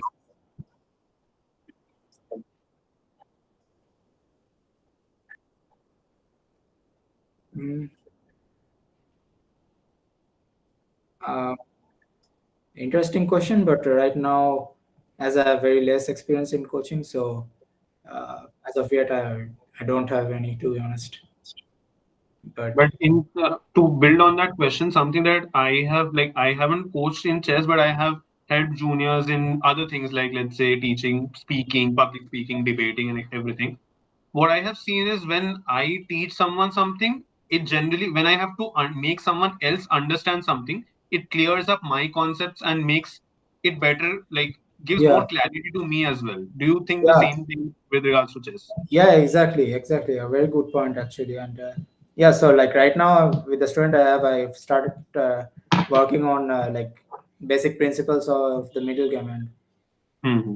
when I started working with Alexander Kolosov sir back in 2021 or 2020, I believe, and that like sir started like the group classes were about basic chess, middle game principles, end game principles only, and like the way he explained the stuff, the things were very clear to me, and I gained a lot of knowledge. And now that I'm coaching, I'm already revising those stuffs again, Right. and it kind of brushes off my my mind. Like it Yeah, kind of active brings recall. my unconscious mind as well. It's very useful for me as well. And even when I'm preparing against, let's say, uh, his opponents who are quite lower rated, it kind of also helps me. Like, let's say he's 15 or 1600 rated, and his opponents are going to be something like 17, 1800 or 1900. And when I'm preparing for him against them, it kind of also reciprocates to me, because in some Indian tournaments, I'm still facing like 1900s or 2000 players in the first. Definitely. And that gives me a perspective of how to like trick this lower rated players. So yeah, Right. which is a very hard thing in general in Indian circuit. Definitely. Yeah. Do you think that there was this thing when I was still in the circuit that Indians are underrated, like compared to European or American counterparts? Do you think that's still true? It's still true, but I think the margin has reduced a bit. Right. And, Especially after that, FIDE changed the basis to 1400. Did that make any changes? the basis to 1400. Like Uh, the 400 lowest rating. possible rating is 1400 now in classical. You can't go below 1400, right? In Yeah, the FIDE lowest rating. rating is 1400. Really? Like Yeah. players can't have below 1400 rating? No. Yeah, it has been changed. The lowest rating you can have is 1400 now. FIDE has changed that rule, which was 1000 earlier. It It's has no been longer yeah. 1000. Oh my god. So Yeah, what it if some player is like 1400 100 and he is losing 2 rating points? He loses his rating? Or? I'm not sure about that technicality, but I know that what happened was whatever rating people had, they had an increase proportional to their rating. For example, my rating when I stopped was 1706, and proportional to that, my rating after this change is 1824. Ah, that's why I see a lot of 1400s reaching like 1650 or something. Exactly. Okay, I don't know. I don't have any idea about that. Do you think, like, now that you know, do you think that had an impact as well regarding the rating itself? Because many Indian players are rated already who got that increase. Yeah, in general, I think it like I can't comment on this really. I have no idea. I just learned that 1400 is the lowest rating you can have nowadays. Maybe you want to change that lower barrier you have of 1500 above as a student. Yeah, maybe I should think about that now. We'll have a chat later as well on this then. Yeah, but in general, I'm very very picky with students. So, like, Would you accept me as your student if I come in playing again? nope. You're too old, and you don't have that much like focus on chess, right? You are anyways going to be in academics and working for some fan companies, I believe, or doing research. I No, don't know. that is overestimating me, but it's true. I prioritize my academics. That is true. Right.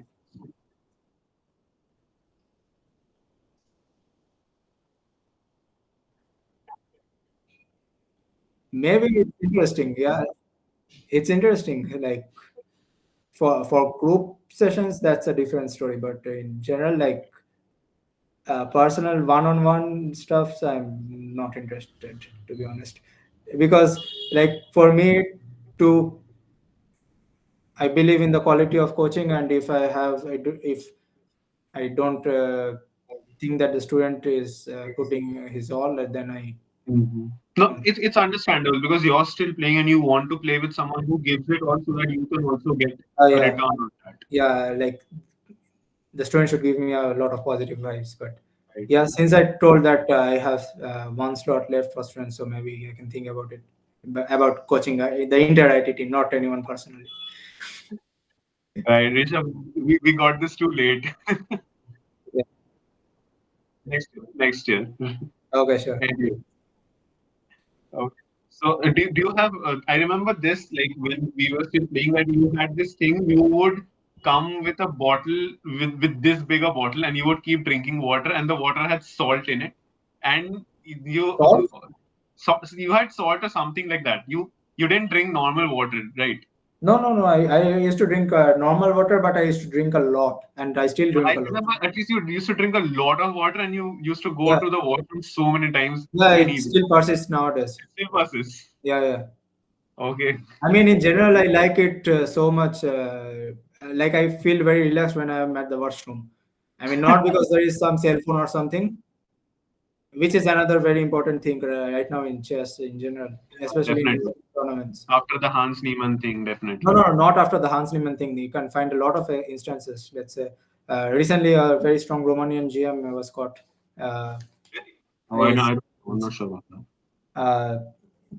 Shevchenko Kirill. In Kirill Spanish. Shevchenko, really? Yeah. I didn't know about that.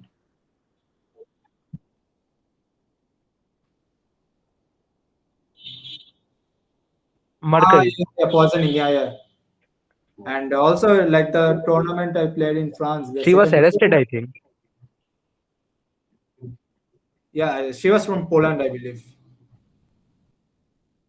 And also, like the second tournament I played in France this year, like there were two Ukrainian guys who were like openly cheating, and I reported that to the arbiter several times, but that's I mean, in general, it was a kind of a festival, so the arbiters didn't want any mess over there. So they were like, do you think this is actually on the rise? Like this kind of cheating, is it on the rise? Do you feel? yeah, a lot. Even at elite level chess, I believe there's a lot going on. Oh. And yeah, it's really a tricky situation, to be honest. And it does, but these things are not in my hand, and I can't do anything about it. And let's say even offering money is a very open practice nowadays. Like the the last tournament I played in France, I believe. Mitrova was playing in the first board against one of those Ukrainian guys I was talking about, and in the morning during breakfast, the Ukrainian guy came and offered him 300 euros to lose the game, and Mitrova didn't accept it. But yeah, and the next tournament, like like when they were playing strong oppositions, one of them were agreeing to a very fast draw, and then starting to roam around in the hall for like 4 hours, and the other one was like playing, and this guy, the other one who has finished his game, he was constantly going out and then back again and then out and then back again, and some eye contacts with the player who was still playing. And yeah, That's interesting. That's a very insider view of what's been changed. FIDE really needs to do a lot about this. Definitely. But I think these things are not happening in Indian chess because I think Indian chess has more regulations, right? Like you can't wear a watch, you can't do this and that. It's more stringent as is. Yeah. In Europe, like people are getting up the board and then going and chatting with other friends, and yeah. Wow, that is something that even needs to. The strictest regulations I saw was in Bangladesh in 2021. And like every time you go out to the washroom, you come back, you have to do a full body scan and then enter the hall. And that's kind of like the way we give our exams. Like you have to sign a place and go out and sign and come in, but still Really? cheating persists. Let's not go into that. Really? In IT? Maybe we shouldn't say this on stream. Yeah, that So does sad. happen. That's so sad. Yeah, I think. Well, honestly, it's an engineering college. What do you expect? No, like still you can't cheat, right? We'll talk about this off stream. We'll give you Yeah, an yeah. insight into what exactly goes on. Yeah, but it's a well-known thing that the education process is just shit, right? What do you think? I don't know about IITs, but at least in my place, it's. Regarding the education system, I feel like if you are asking my personal opinion, then of course a lot of things can be changed, including in IITs, like making the courses more relevant to how the skills are required in this particular decade, which has changed a lot. Like Mhm. many courses still follow curriculum from, let's say, 20, 30 years ago. That is something that does need to be changed. Yeah. Those things definitely require a lot of change. That mindset needs to change. Mhm. There's still a decent amount of mindset regarding how much you need to learn and like ratta marna jitna we Yeah. say. So that is something that is like very much rooted in the Indian education system, which definitely can change. And as you mentioned, like I don't know about the boys and girls thing, but definitely something that can change for all is the fact that like if students get more freedom to do what they really want to, and if Yeah. they can do it through school, if the school supports and pushes that, then of course I think we'll get a much more diverse workforce in our young Indian population, which is also like going to excel in different fields. Yeah. Yeah, in general, another thing that comes to my mind is that when you are at school or in some class, yeah, and the professor is teaching you, then there are like around 40, 50 students in that class, yeah, and you have the teacher teaching you. And but the thing is that, let's say you started off with a new subject, and you had one class at first, and you learn something about the subject, and then in the second class the teacher is teaching you. But the thing is, already the 40 students are kind of thinking in some different ways, but the teacher is teaching in just one way, so Right. it's kind of creating Makes sense. not useful in this scenario. Like one is kind of the thing. It's hard, but Right. Another question I wanted to ask, since you are also from an engineering background, even though you're not prioritizing it, you are from that background and you're also playing chess. Elon Musk is a guy who is famous for saying anything and everything on X. But one thing that he has claimed repeatedly is that chess can be solved as such, like checkers has been solved as such by AI, by the application of AI and whatever. Do you think that is ever possible? yeah, like I have studied a bit about this. Like there is this Shannon number, 10 to the Shannon. plus 40 possibilities in chess, which are not illegal. Right. Number of positions, and that is more than the number of atoms in the universe. Yeah, that is an estimate. So, like he told that chess can never be solved, but yeah, like if it's going to be solved, then it's very interesting to see. And like till now, we have 7 pieces table bases. So I hope that it's as long as the table bases, like for is the 10 years we have 7 best table bases. I don't know since when we have these table bases, but the total number of pieces are, let's say, 32, and like from 7 to 32, it's a very, very long jump. Yeah, and it's for sure going to take a long time unless we have a breakthrough in quantum computing. So, Definitely. so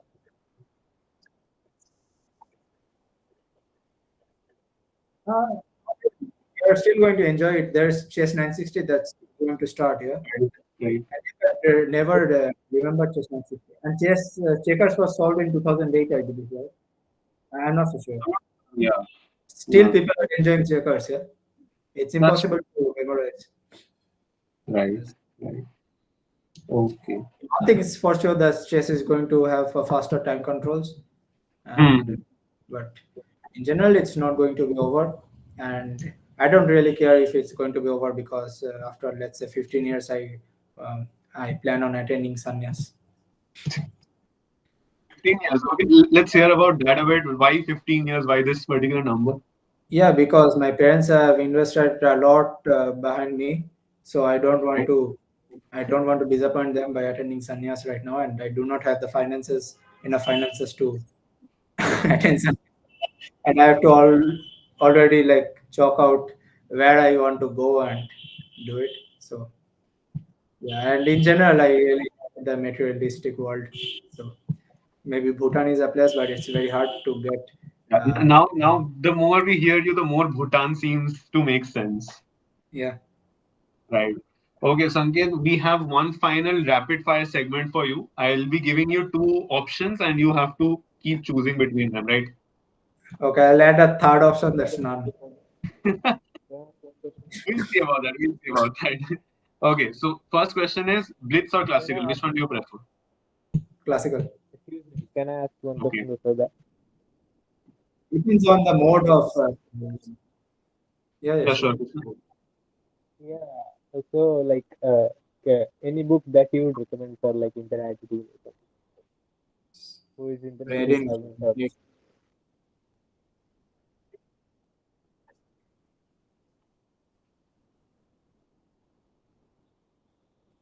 For intermediate. 2000 and above.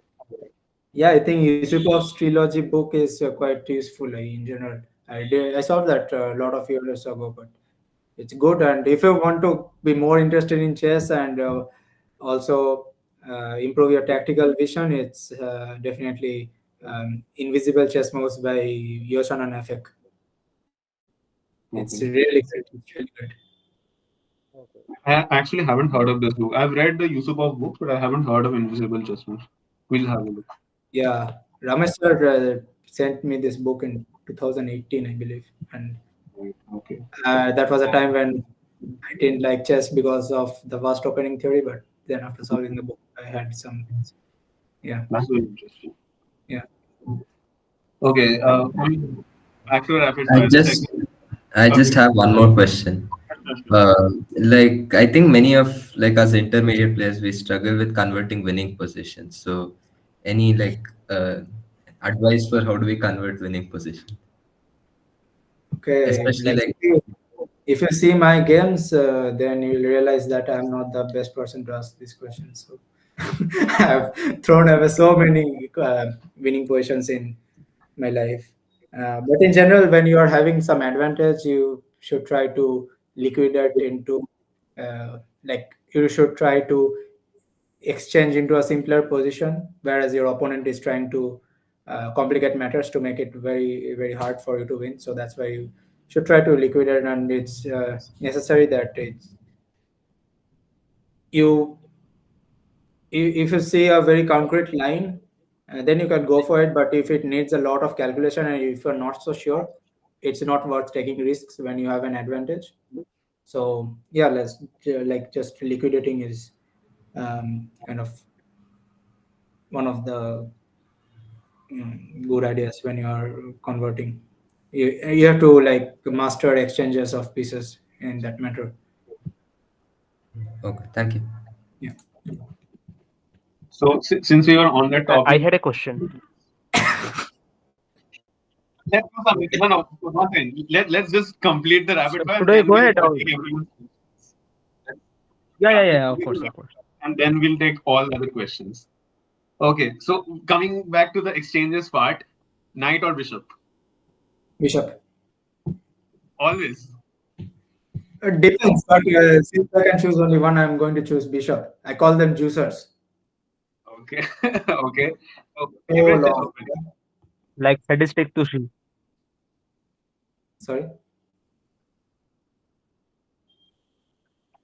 Yeah, that's the channel. He calls them juicers.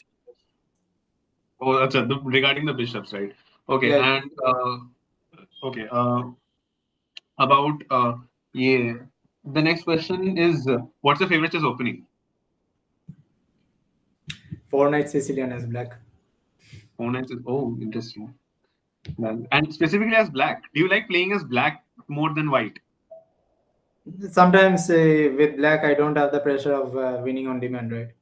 With white, I have to grind out a win. In general, I'm fine with both. Okay. So if you could play, okay, this one has three options. If you can play only one person, either Gary Kasparov or Bobby Fischer or Magnus Carlsen, who would you play against? Kasparov. Why? Fischer is kind of mad, and Carlsen I will play anyways in the future. So Oh, that's a nice Kasparov, feeling there. Kasparov I can play, but yeah, Fischer I think I don't know. Fischer is bad. I don't know actually why I didn't choose Fischer, but yeah, maybe Kasparov is the best player alive, or was. Do you think who do you think is the GOAT? Greatest Sorry? of all time. The greatest of all time. GOAT. Kasparov? Okay, you think it's not Carlsen? I'm not so sure. It's a very hard question for me because Kasparov had the advantage of a very strong team in his Right. prime. But he didn't have engines. Yeah, and for Carlsen, like Kasparov had a very upper end because his preparation was always so good, and his contemporaries couldn't afford to uh, such a seconding team, right? And but on the other hand, Kasparov was like 28-51 at his peak, and let's say the second best player in the world was something like 27-50. So it's already quite hard for him to maintain his rating. Like he has to win all the games, right? But in case of Carlsen, I'm not so sure now. The gap is quite large, but I don't know. Like it's a very hot topic. Definitely. Okay, that's nice to get your insights on that. What's your go-to drink during a tournament? Water. Water, just water. Yeah. And if I ask you tea or coffee? I don't drink either. But sometimes if I feel sleepy before a game, I do drink nowadays. But ever since I had ulcer, I stopped it completely because I read in the Bhagavad Gita that any kinds of intoxicants are harmful for your health. Oh, that's very interesting. So are you a very spiritual person that way? Yeah, I could say so. Like in my life, I have wasted around 5-6 years, I believe, because of academics.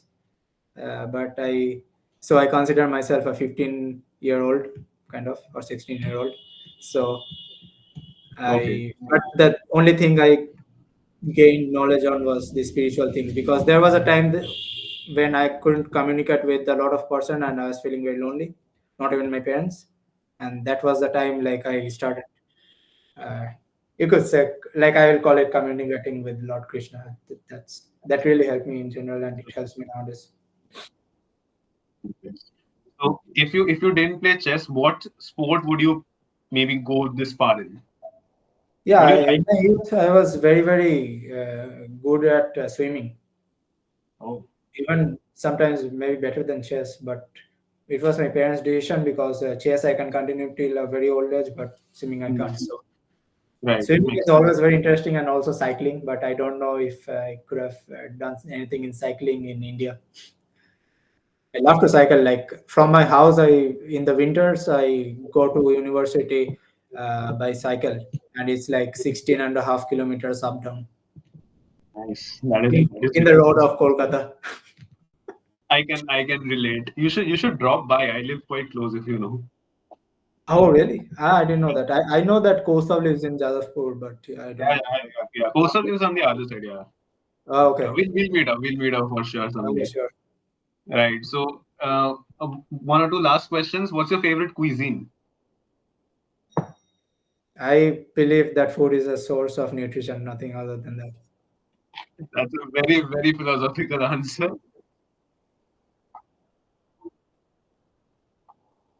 No, like in general, like in my youth, my favorite food was drums of heaven.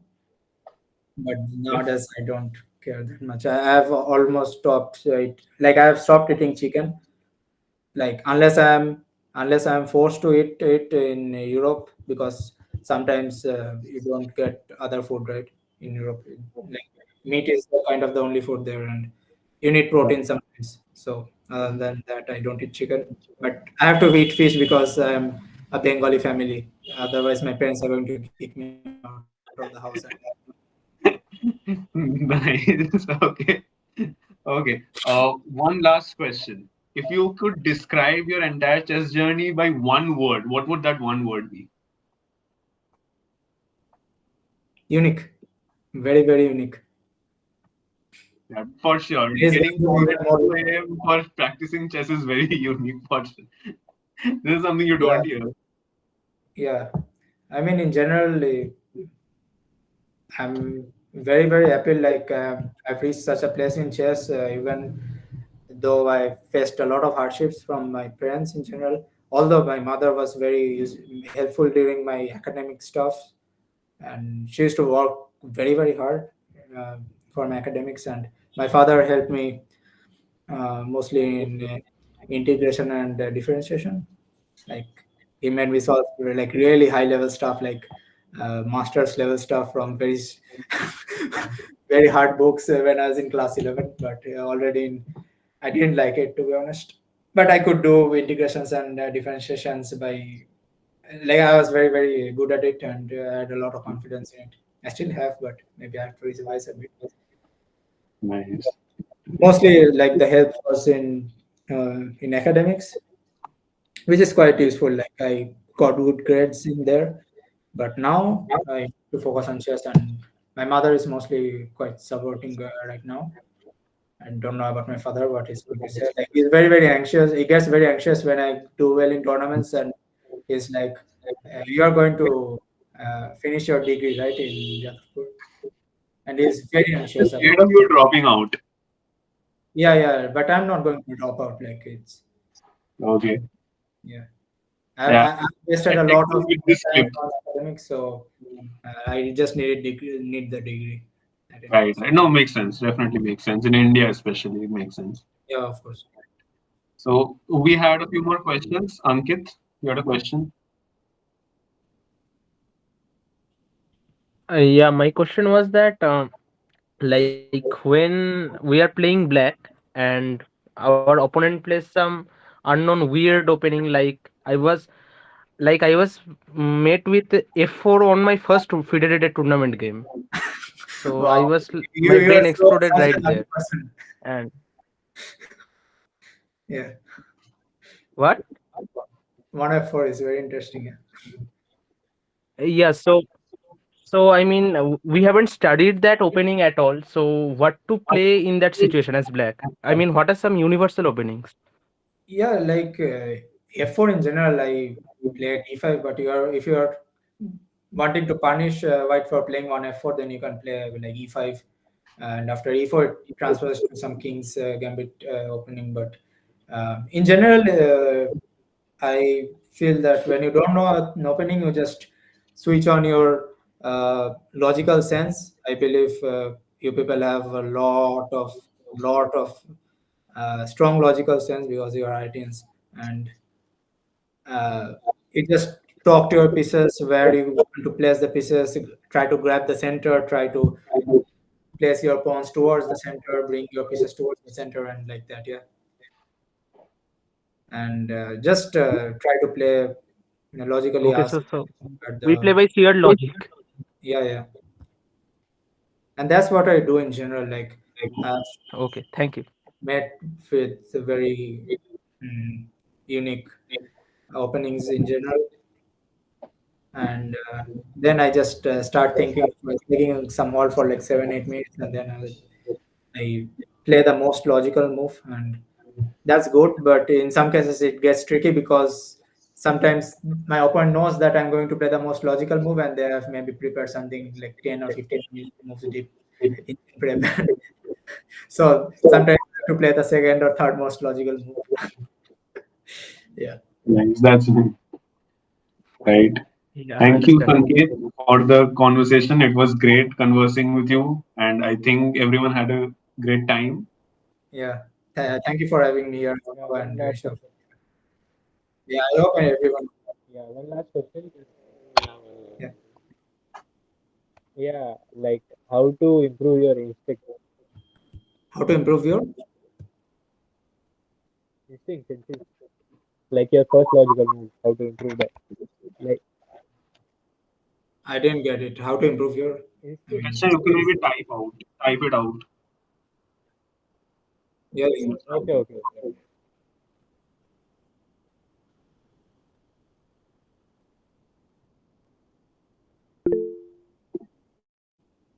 Instinct. Okay. Yes. Instinct. Yeah, great way is maybe solving Lichess puzzles. It trains your calculation a lot, and but if you by instinct you mean improving your chess intuition in general, then you have to study some middle game books. Yeah, Those are going to give you some general ideas about positions. And like instinct is a thing that Carlsen is the best at. Yeah, that's why people are playing very forcing lines against him, because in general, if they get a very calm position where it involves maneuvering or positional understanding, then Carlsen is the best. Like he has the best natural feel for the game. Yeah, so to improve your instinct, you can just study some middle game books, and especially if you are an intermediate or an expert player, then maybe you can try out Dvorsky's books.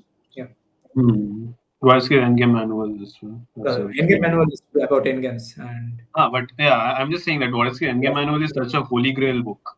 yeah, it's the holy grail book, and even like 1500s till like 2800s, everyone followed, but Exactly. only a part of it is useful actually, and even I haven't studied it completely, but maybe like 20 positions or something are very important to know, but it's very hard to remember the whole book.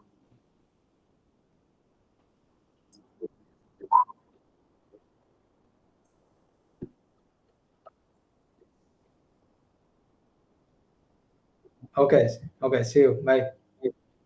Thank you. Have a nice night. Good night. Good night. Thank you. Good night. Thank you.